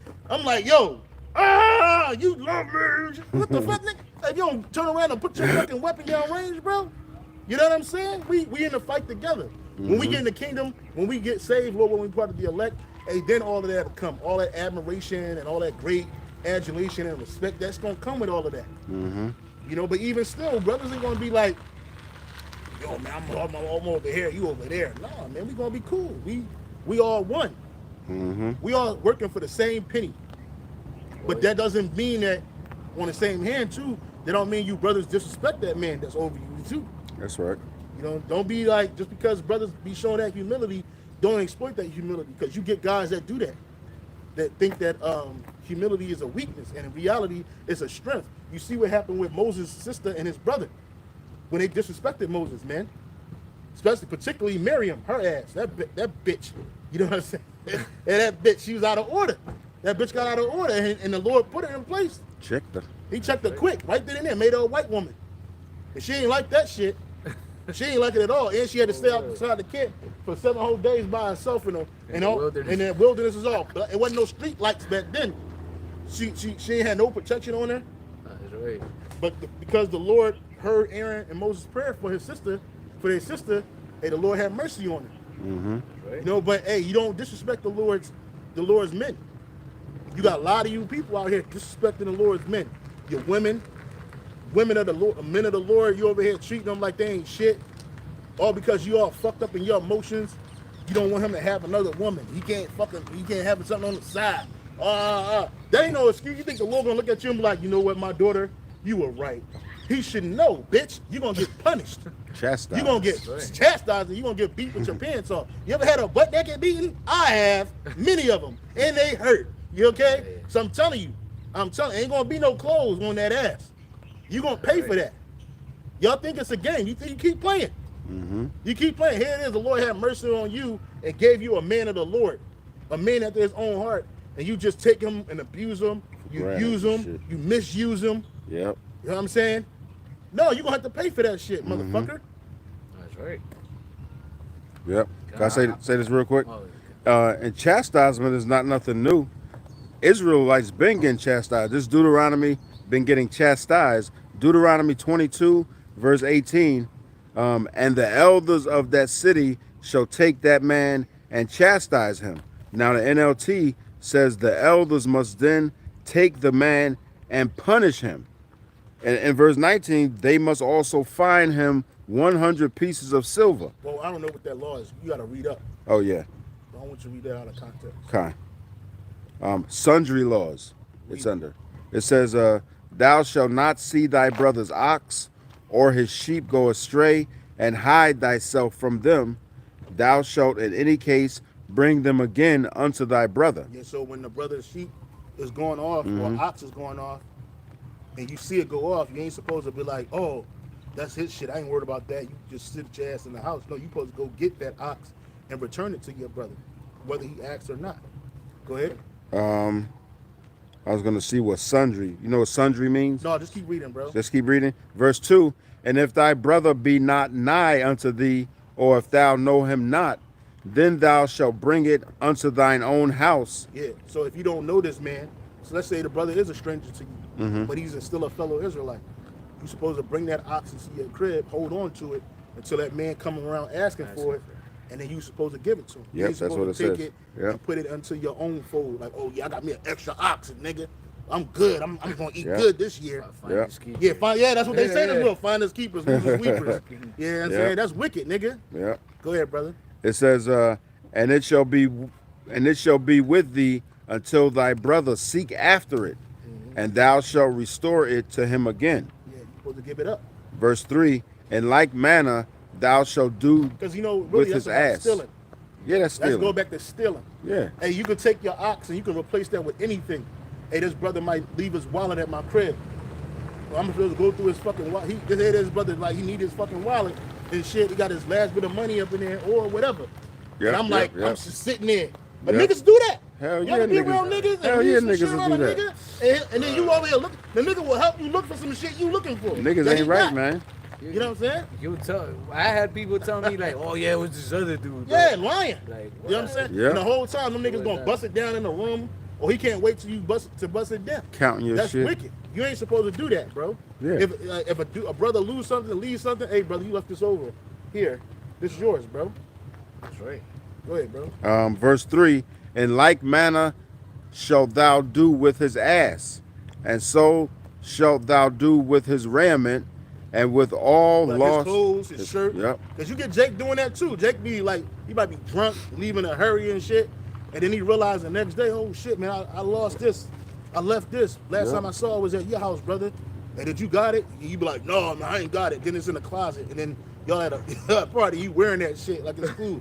Like, hey, nigga, I thought you said you ain't, you know, you see that? You ain't supposed to steal from one another, bro. That's against the law. That's right. That's stealing. That's just straight up stealing. In like manner thou shalt do with his ass, and so shalt thou do with his raiment, and with all lost thing of thy brothers, return it to him, which he hath lost, and thou hast found, thou shalt thou do likewise. Thou mayest not hide thyself. Thou shalt not see thy brother's ass or his ox fall down by the way, and hide thyself from them. Thou shalt surely help him to lift them up again. Yeah, so you see a brother, one of his sheep or oxen fall into a hole, and he having a hard time getting it. You ain't supposed to walk by him and say, man, fuck that shit. I don't know that nigga. No, you supposed to stop and you supposed to help him, because that's your brother. And likewise, he to you. Go ahead. Verse 5, the woman shall not wear that which. No, where you get the one with the chastisement and beating them? Oh, that was Deuteronomy 22 and verse 18. Yeah, you ain't had to go all the way up to the top. But go ahead. Oh a yeah, couple of verses. yeah, and it shows that Yahweh Shemashai gave us laws to cover everything. Yeah, everything is covered in the law. Go ahead. A couple of verses up. I'll start at verse 16, Deuteronomy 22. And the damsel's father shall say unto the elders, I gave my daughter unto this man to wife, and he hateth her. Mm-hmm. And lo, he hath given occasions of speech against her, saying, I found not thy daughter a maid, and yet these are the tokens of my daughter's virginity. Oh yeah, basically he's saying that. He lied. Yeah, he lied. He said that she wasn't a virgin when he got her because he don't like her. He don't like her attitude or something. Wait, he said what now? So that's read it again, brother. It says, verse 17, Deuteronomy 22, and lo, he hath given occasions of speech against her. So he lied against her. He said that she basically said that. Look, keep reading. Saying, I found not thy daughter a maid, and yet these are the tokens of my daughter's virginity. So basically, he said he got with old girl, knocked her down. He was displeased with her, so he just came up with a lie so he can get rid of her, and said that she wasn't a maid, meaning she wasn't a virgin when I laid with her.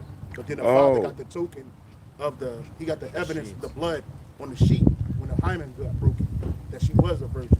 Oh, he's saying that she wasn't a virgin, but the father is saying she was a virgin. Yeah. But he got the father got the evidence of her virginity. Ooh, that's deep. Keep reading. And they shall spread the cloth before the elders of the city. That's a sheet. They fucked on the sheet, the bed. And then and the bed got the blood on it. He's still holding on to because that's what the father would do. After y'all consummated that marriage, the family would come in and take the sheets off the bed and fold it up and hold on to it. This is proof that your daughter was a virgin.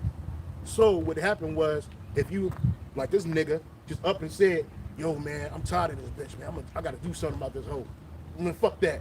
Hey, she wasn't a virgin, man. When I got her, man, they lied to me, man. They lied to me. They said she was a virgin. Man, I ain't dealing with no virgins. He said them dumbass shit like that. And then the nigga was like, what? The father was like, hold the fuck up, cuz. I got the blanket out. Hey, go give me that blanket out there. He gonna take it to the elders. And the elders gonna be like, okay, oh, this nigga's lying? Whoop his ass, cause he's lying. And then he gotta pay this man because he just defamed the father. That's right. So they beat his ass. They beat him good too. They beat him real good. That's right. And then see, you gotta understand something, bros.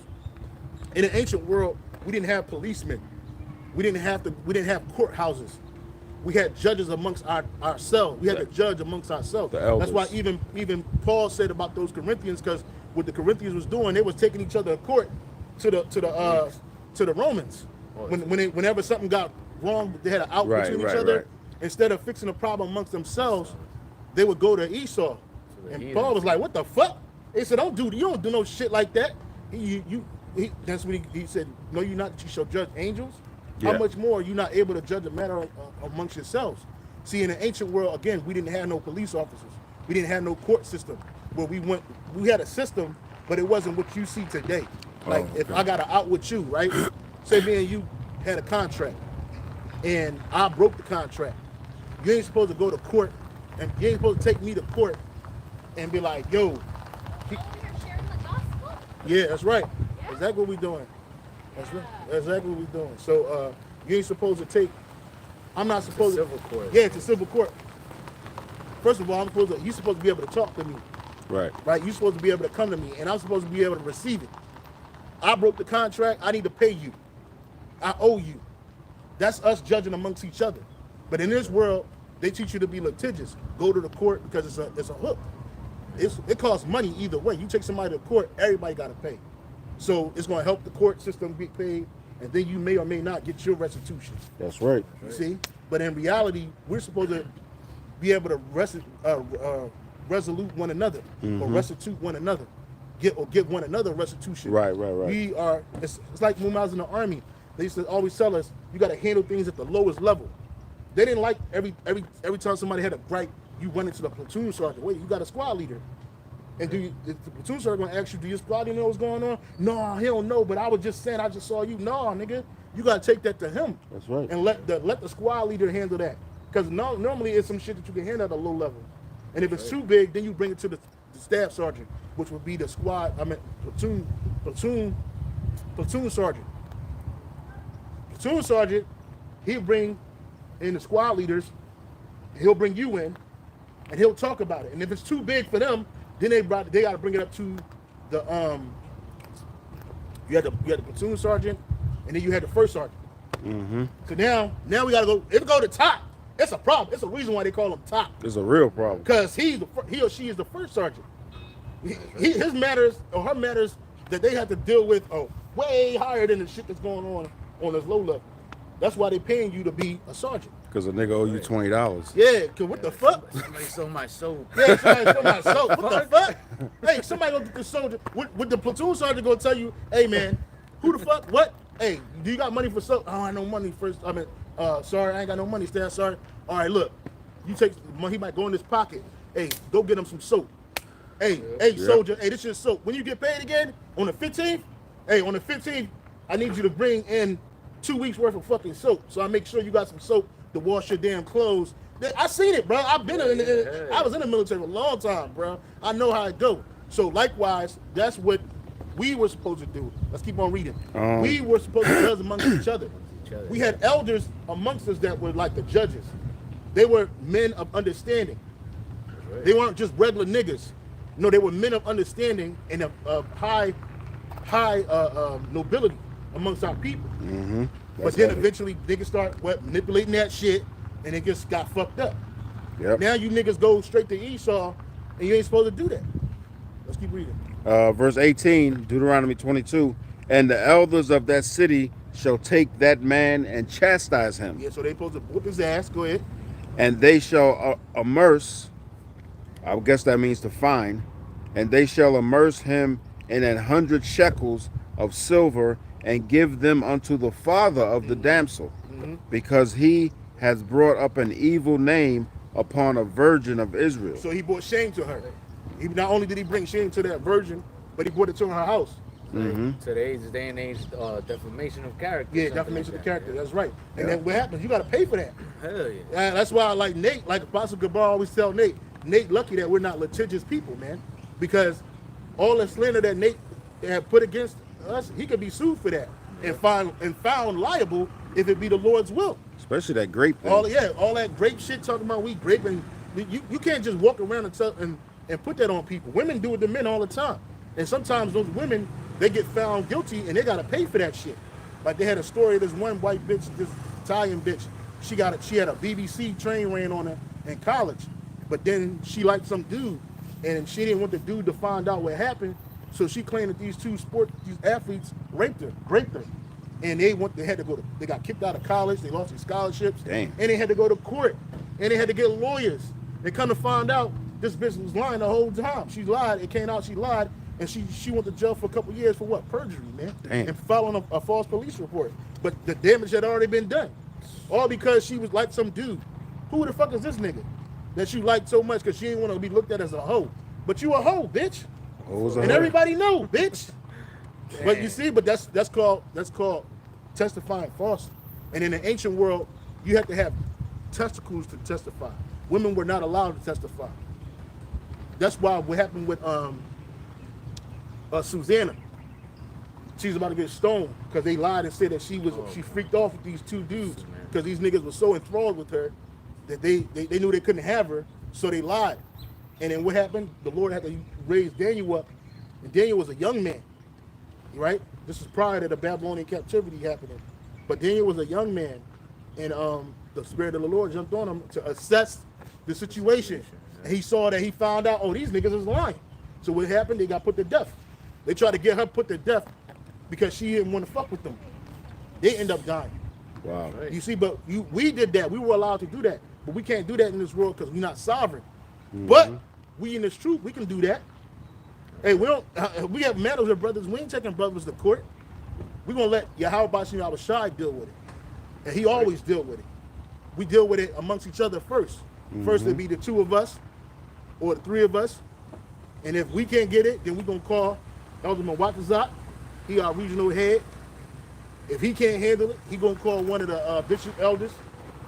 If they can't handle it, it ain't gonna get that high. I'm gonna tell you that right now. You're not gonna make it past the second level of judgment. It's gonna be swift. Like, look, bro. Hey, get him the fuck out of here, bro. You out. You gone. Peace out. Straight up. Cause I'm sorry, brother. We're listen, bro. We're not just sitting up here to be toy soldiers, bro. Right. Each and every last one of you brothers out here, especially you brothers in the camp, y'all should be able to judge one another. Let's get that. No, you're not. You shall judge angels, bro. He got it, brother. He got it. Okay. You got to understand that. You ain't sitting up here just to be a sign holder, a camera watcher, or a water lifter. It's that is not your job. Deeper than that. That's part of your job. You ministering to one another, but your main job is that you're going to be a judge. When we take this earth, brother, we're going to take the earth over. You can't be, it's not going to happen. I'm just speaking as a man. You can't be a lazy brother, bro. Here it is. I got you over 4 countries, bro, or 5 provinces or whatever, and you just lax it. You ain't gonna be like that, bro. You gotta govern these people, bro. And how you govern them? With the laws, such the commandments of the Lord. We exercising these laws one towards another. That's why I said we was using the term stealing. I ain't with that stealing shit, bro. Me neither. Fuck that. I don't play that stealing shit, bro, because that's not cool. Because that's a lack of trust. A lack of character. Big time. We can leave. I don't give a fuck how much money these brothers got leaving my house. Guess what? When they come back, every cent gonna be right there. Yep. That's right. Ain't gonna be pinching and I ain't touching it. That ain't my money. Be borrowing shit. Hell no. I'm gonna just pay it back when I did. Nah. And you never pay. You ain't gonna have it back because you ain't have it at the beginning with. No, bro. You give it back, bro. We love each other. That's love, bro. Yep. That's right. That's integrity. You can't cheat. You can't let every nigga into your crib. Because niggas will get you. But you know what I'm saying? You gotta be confident. We're gonna be judges, bro. So we're held to a higher standard than anybody on this planet Earth, bro. Yep. That's right. You got it, brother. This the book of 1 Corinthians chapter 6 and verse 1.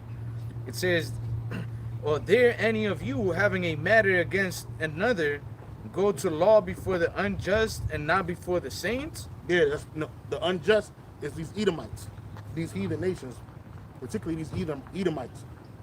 You know what I'm saying? You got to out with a brother. You gonna take him to the courthouse because y'all had an agreement and the agreement didn't go through. Y'all ain't figured it. No, y'all should be able to figure it out, and that brother should be held responsible. So he should hold himself responsible.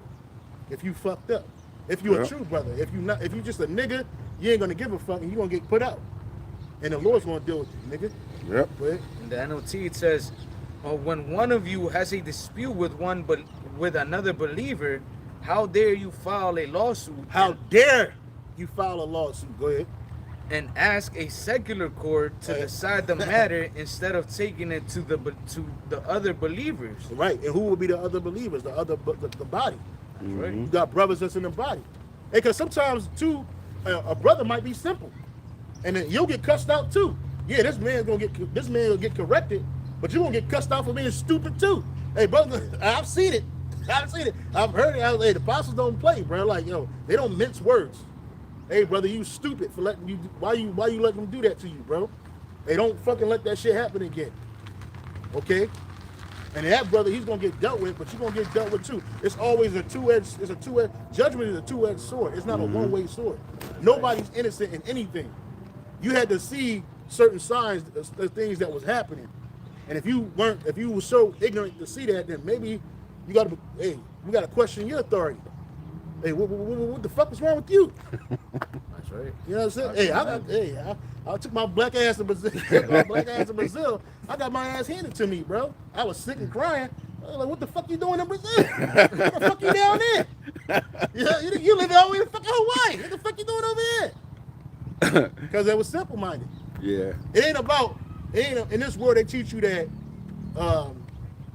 judgment is one-sided. We're supposed to feel sorry for you. Nah, bro. It's always a learning lesson. It's a lot of gnats, ain't it? What the hell is Yeah. going on? And it's everywhere, bro. We next to this trash. Is that what it is? But in my Yeah. crib too, they like Yeah, it is. by It's the gnat parking season. lot, Should I it's get some incense? crazy. Yeah, bring the incense out, bro. Yeah, they heavy. I saw a gang of them over there. Look, they just flapping around us, brother. Yeah. Bring it out, Kahan. Go what you got. Verse 2, it says, do ye not know that the saints shall judge the world? Yeah. And if the world shall be judged by you, It's on your side. the driver, The driver's side. says, do you not know that the saints shall judge the world?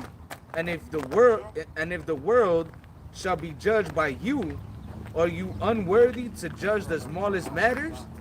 So again, you know, whenever there's a dispute or a situation that has to be judged, you ain't supposed to go to a civil court. You ain't supposed to go to Esau or any of these heathen nations. Why? Because they don't have sound judgment. Yahweh Shai is teaching us what? Sound judgment. You know, and this is what the heathens don't have, man. That's why the scriptures say in Deuteronomy, the 4th chapter, that the heathens are gonna see the way we carry ourselves and say, who are these wise and understanding people? This is the wise and understanding people. That's right. Oh, right here. No, he's speaking, brother. Yeah, because, you know, you go to civil court nowadays, man, and you could be guilty as shit, but you have a good lawyer, and you're going to fucking win the case, man. Yep. And that's not sound judgment. That's not righteous, man. You see? So when we get into power, Lord willing, we be part of the elect, man, we're going to judge it right, man.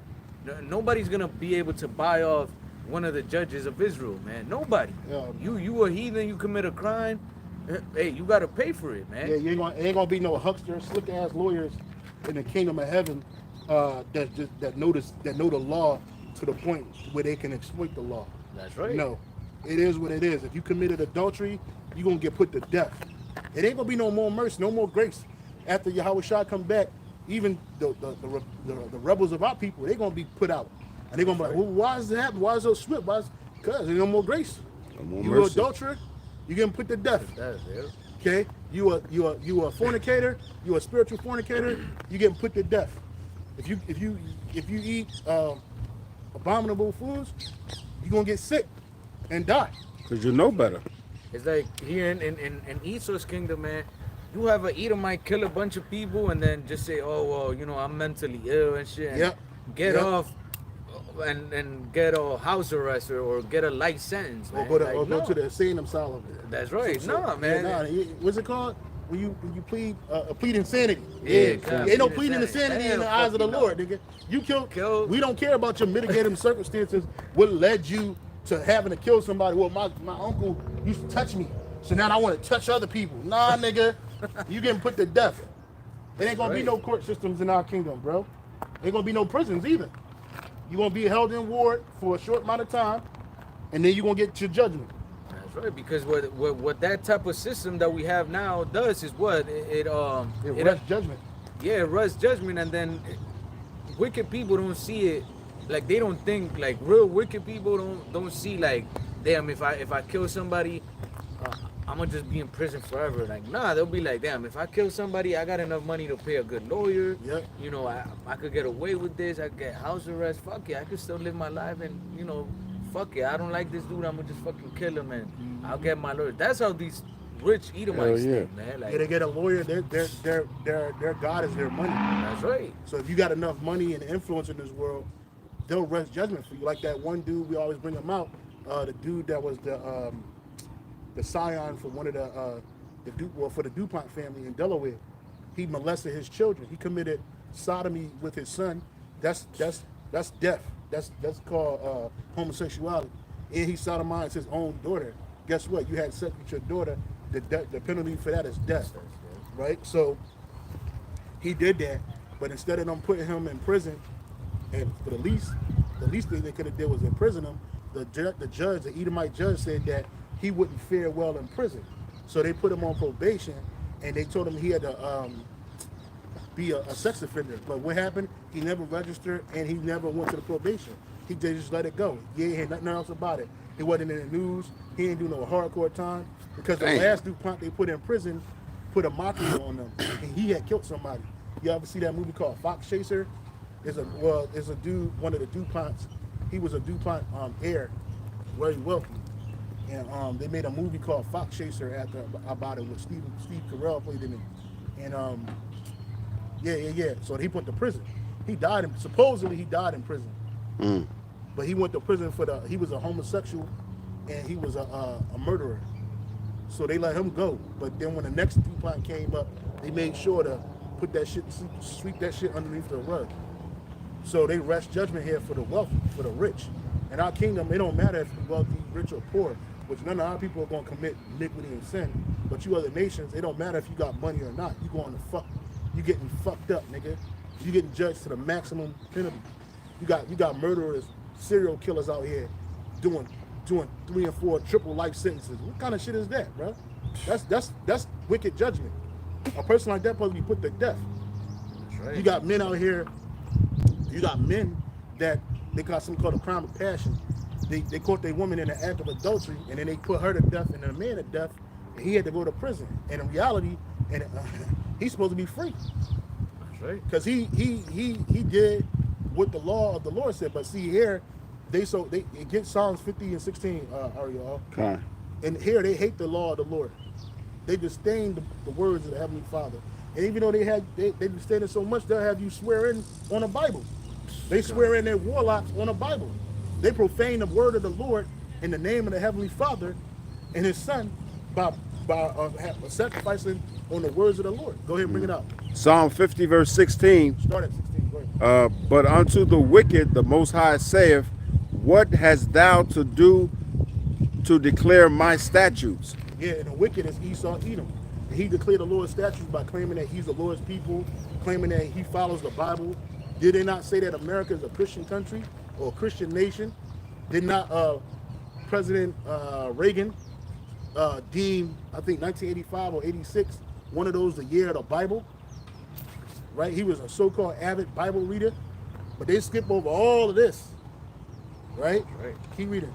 It says, or that thou shouldest take my covenant in thy mouth. Keep reading. Seeing thou hatest instruction and castest my words behind thee. And that's what Esau does. These words, we bring this out all the time. Yep. 2 Timothy, about how this law is for instruction and righteousness and in correction, right? But Esau got it, but he just tossed it out. They got their own laws. They got their own so-called penal code laws, right? These laws they have, they're all wicked laws. Yep. Because really, Esau, he's all about profit. So if he just killed everybody that committed murder in this society, he wouldn't be able to exploit people in chattel slavery, what they call prisons. That's right. Right? Because that's where slavery is. Slavery never ended. They said slavery is outlawed, is illegal, unless you are duly convicted of a crime. So chattel slavery is prison, is a prison system. Right? We all are in slavery today through wages. Mm-hmm. But in prison, you're not promised a wage. And if they do, they give you like nothing, like 2 cents an hour. You know what I'm saying? If that ain't no money. You know what I'm saying? You make like 10 cents a day for a 12-hour work day or some shit, you know?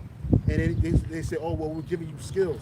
You'll never be able to obtain that kind of job that you do in prison in the real world. Because you have a criminal record. So now you got something called the recidivism rate. And they just keep you going back in the chattel. You keep going back and forth in the chattel. And you got men and women that are so institutionalized, they don't care about going back in the chattel. They love it. They love eating off of commissary.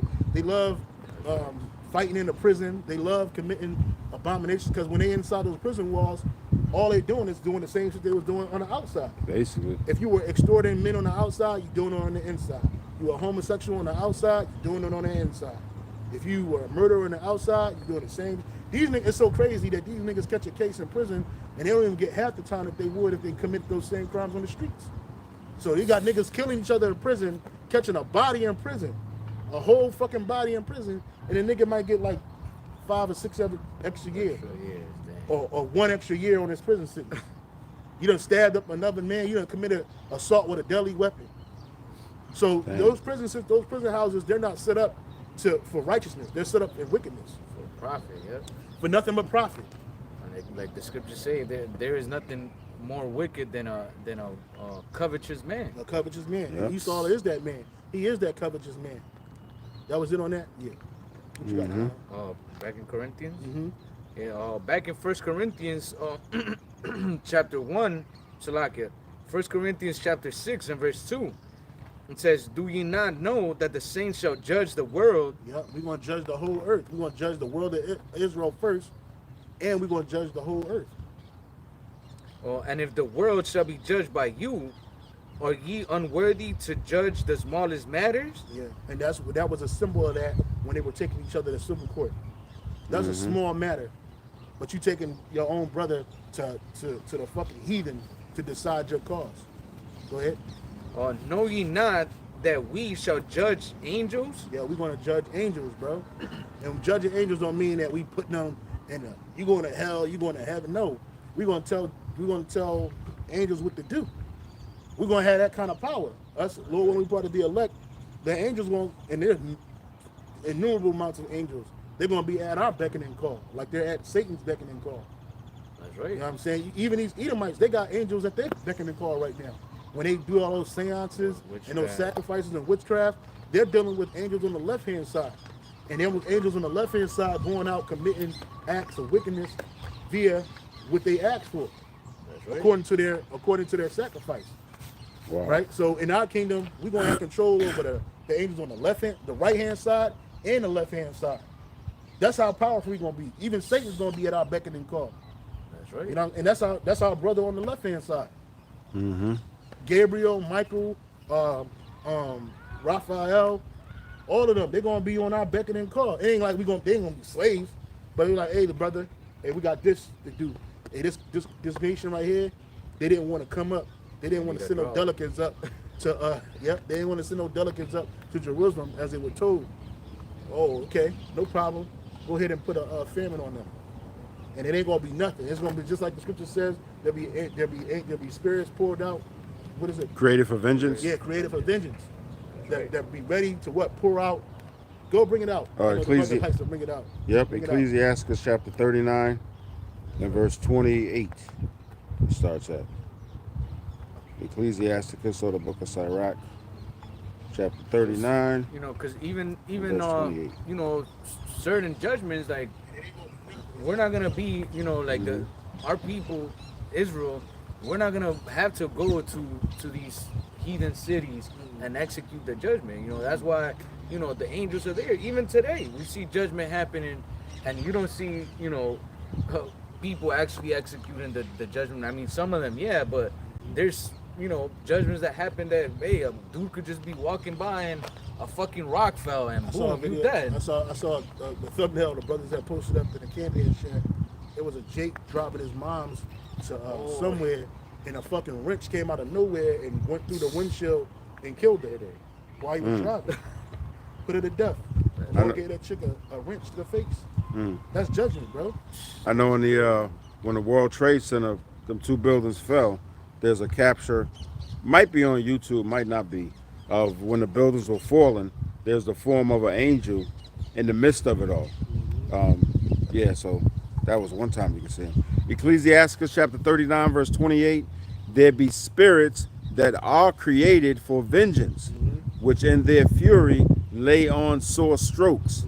In the time of destruction they pour out their force and appease the wrath of him that made them. And that's Yahweh Shem Shai. They do that. And you can read about another story where the Lord, where an angel an angel sent a lion spirit to one of the, I think it might have been one of the prophets, or the prophets of a particular king of Israel. You know what I'm saying? He went out there and he told him a lie. And then guess what? That lie ended up with that man getting put to death. Because that was his judgment was death.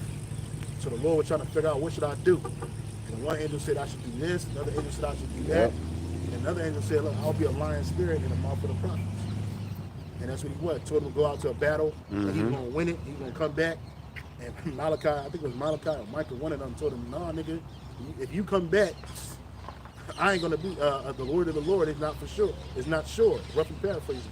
He said, all right, he ain't come back. He listened to those lion spirits and he got put to death. Yep. So that's what we're gonna do. That was it on that? 29 if you want it. Go ahead and read it. Fire and hail and famine and death, all these were created for vengeance. And those are nothing but angels. Nothing but angels. Angels put the spirit of that on, just like the angels right now are holding back the four winds of destruction. The destruction that's going to come from north, south, east, and west to hit America right now until all the elect be sealed. and the elect are being sealed. Like the apostles had looked on. I don't know if y'all caught all that for nothing. Demon. I don't know if y'all caught the After Camp live show, and one of the elder Amawan Gabar had brought out some information on how many channels on I think how many YouTube users there are. That's over 2.49 billion users on YouTube. Wow. 2.49 billion, bro. You know what I'm saying? Up from 2 billion. So this word is going out across the world, bro. Right. Across the world. You see how the apostles, after their live show ends, ours shortly begins after theirs. Right? The word is still going out. Mm-hmm. Daily, weekly, nightly, all times of the night. There's the word of the Heavenly Father is going forth. And then what's going to happen behind that? The destruction, the judgment, them angels. They're going to let it loose. They're going to let the judgment loose, and then it's going to overcome it. There was I'm sure you heard about this, the lifeguard on the North Shore who got killed by the shark. I heard about somebody got bit by the shark. I know it was a lifeguard. Yeah, it was a lifeguard. He was on his lunch break, and he went surfing, and the shark chopped him up. Judgment Teeth from the of wild Lord. beast. That's I did a lesson on Teeth of Wild Beasts. Judgment. This earth is full of judgment. Give me Ecclesiastes 3:16. Mm-hmm. You done, Kahan? Or you got nothing? Nah, I was holding still. Okay, Corinthians, we'll go back to that in a second. What was that? Ecclesiastes 3:16. Yeah. Ecclesiastes 3 and verse 16. That's the one. 3 and verse 16, it says,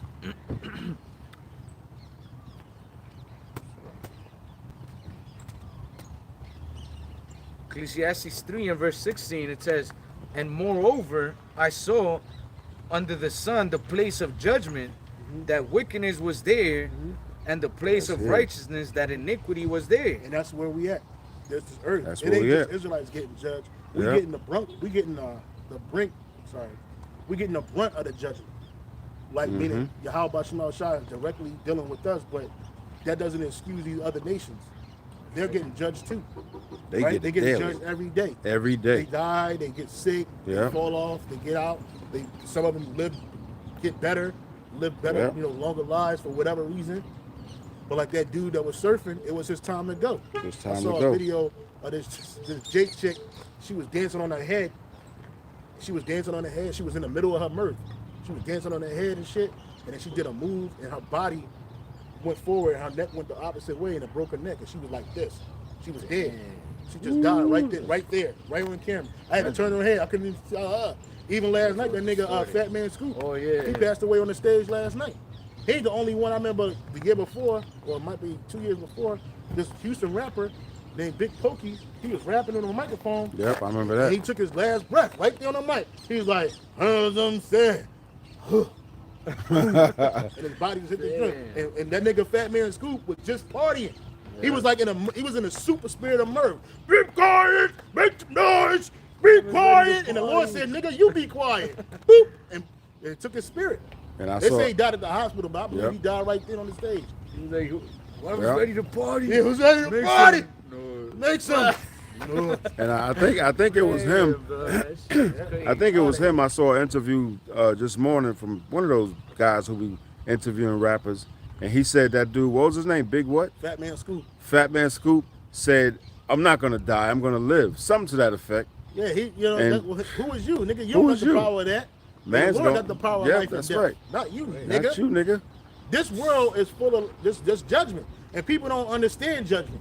And that's another reason why they get so bent out of shape, because they're carnally connected via their minds and emotions to this world. I know it sounds harsh, but it's the truth. It's the truth. It don't matter if you a baby. It don't matter if you are a geriatric or in between. The Lord will get you. That's it. But guess what?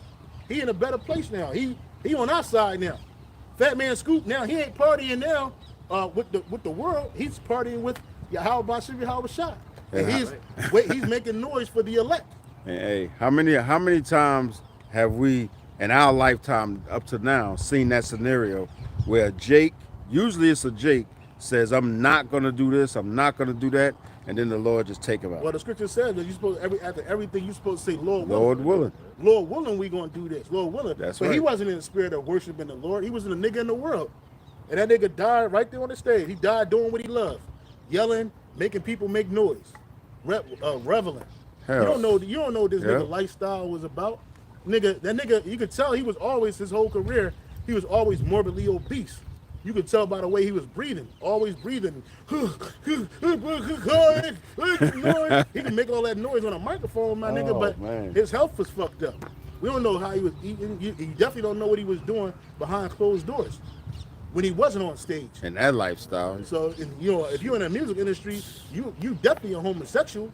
So guess what? The judgment for that is death. Death, nigga. And you fucking men, sucking on dick, and you fucking with women. So now you poisoning, committing adultery, poisoning the pussy population. Nigga, the Lord said, you know what, man, I'm tired of hearing this nigga voice, man. Hey, get him the fuck out of here, man. Get him up Abel out of said, here. you know what? Boop, snatch the spirit right then and there. He's like, what do you say? If you ready to party, Make some noise. make some noise. And the Lord shut it up. And get that scripture where it says, more noise, I'm tired of our vows. I'm tired of our, I think it's in Amos 8 and 11. Yeah, I got a quick one too in the meantime. Bring it out. Psalms chapter 7, verse 11. The Most High judgeth the righteous, and the Most High is angry with the wicked every day. And that's what's happening. Every Because day. the righteous being judged, but the righteous being judged in measure. But the wicked, they're being extremely judged every day. And that nigga, he was a wicked dude. He ain't wicked no more.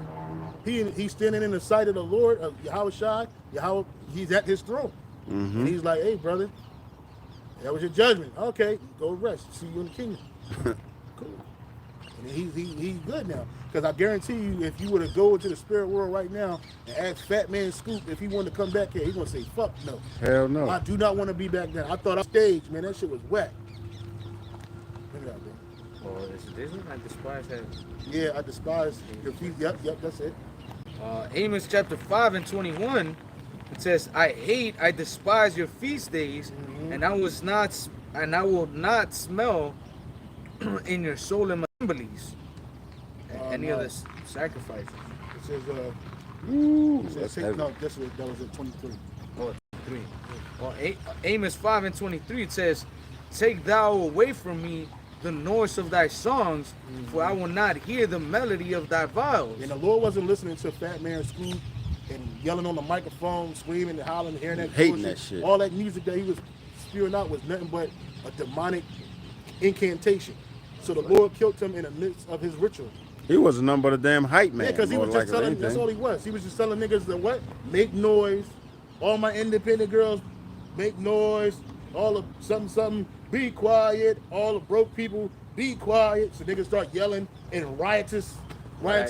What I do, you do. Yeah, what I do, you do. You know what I'm saying? That was all witchcraft, bro. And he gonna say, well, I was just making noise, I was just rapping, I was just doing my thing, nigga. All right, nigga, you doing your thing in the spirit world. Now somebody's gonna collect your last paycheck. Somebody in your family, if it don't go to probate, somebody's gonna collect your last check. The white man gonna take all your music and he's gonna go sell 1 million more records. He gonna get all the money from you niggas. And all that shit you did was for nothing. It was for vanity. It was for vanity's sake.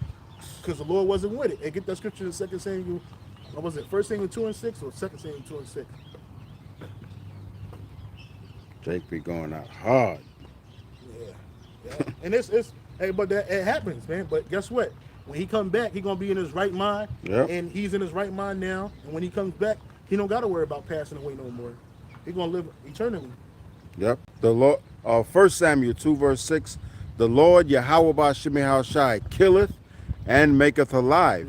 He bringeth down to the grave and bringeth up. There it is. So it was really Yahweh Shai's will, bro. Because nobody dies on this earth. Nothing, not even a sparrow drops dead without the say so. That's right. The express say so of Yahweh You got to sign off on It has to if it ain't signed off by the Lord, I don't give a fuck what happened to you, bro. You just gonna be here fucked up, bent up out of shape. See, But angels bringing it to the Lord. Sign this, Lord. Yep. No, I mean, not yet.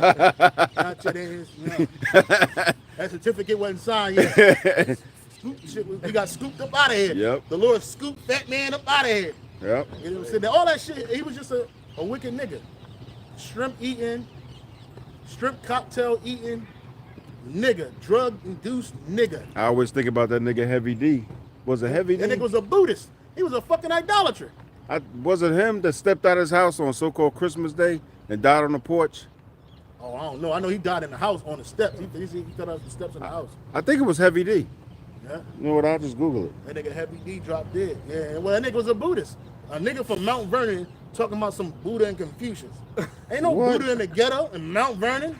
Where the fuck you find that guy at? The spirit I think it was in a fashion show, and some bitch. Well, everybody makes fun of it because the bitch was stupid, but she actually gave the right answer. Yep. They asked the bitch like, oh, so, because you know how they asked the model like a bunch of questions to see if they're smart or whatever. Yeah. And whatnot.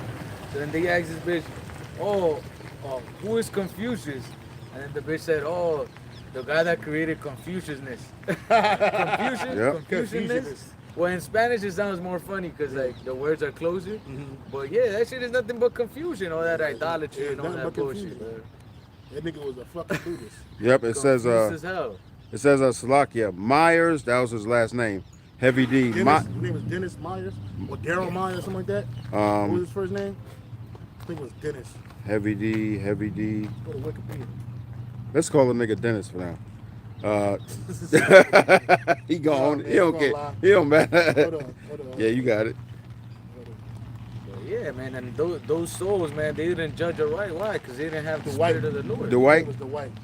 Dwight Myers. Dennis. Yep. His name was Dwight, brother. Dwight. We'll roll with Dwight. Dwight Myers died. That was his name. We ain't rolling with it. That was that nigga's name. That was his name. Dwight Arrington Myers. Dwight Arrington Myers died on November 8th, 2011 in Los Angeles, California at the age of 44. Pulmonary embolism.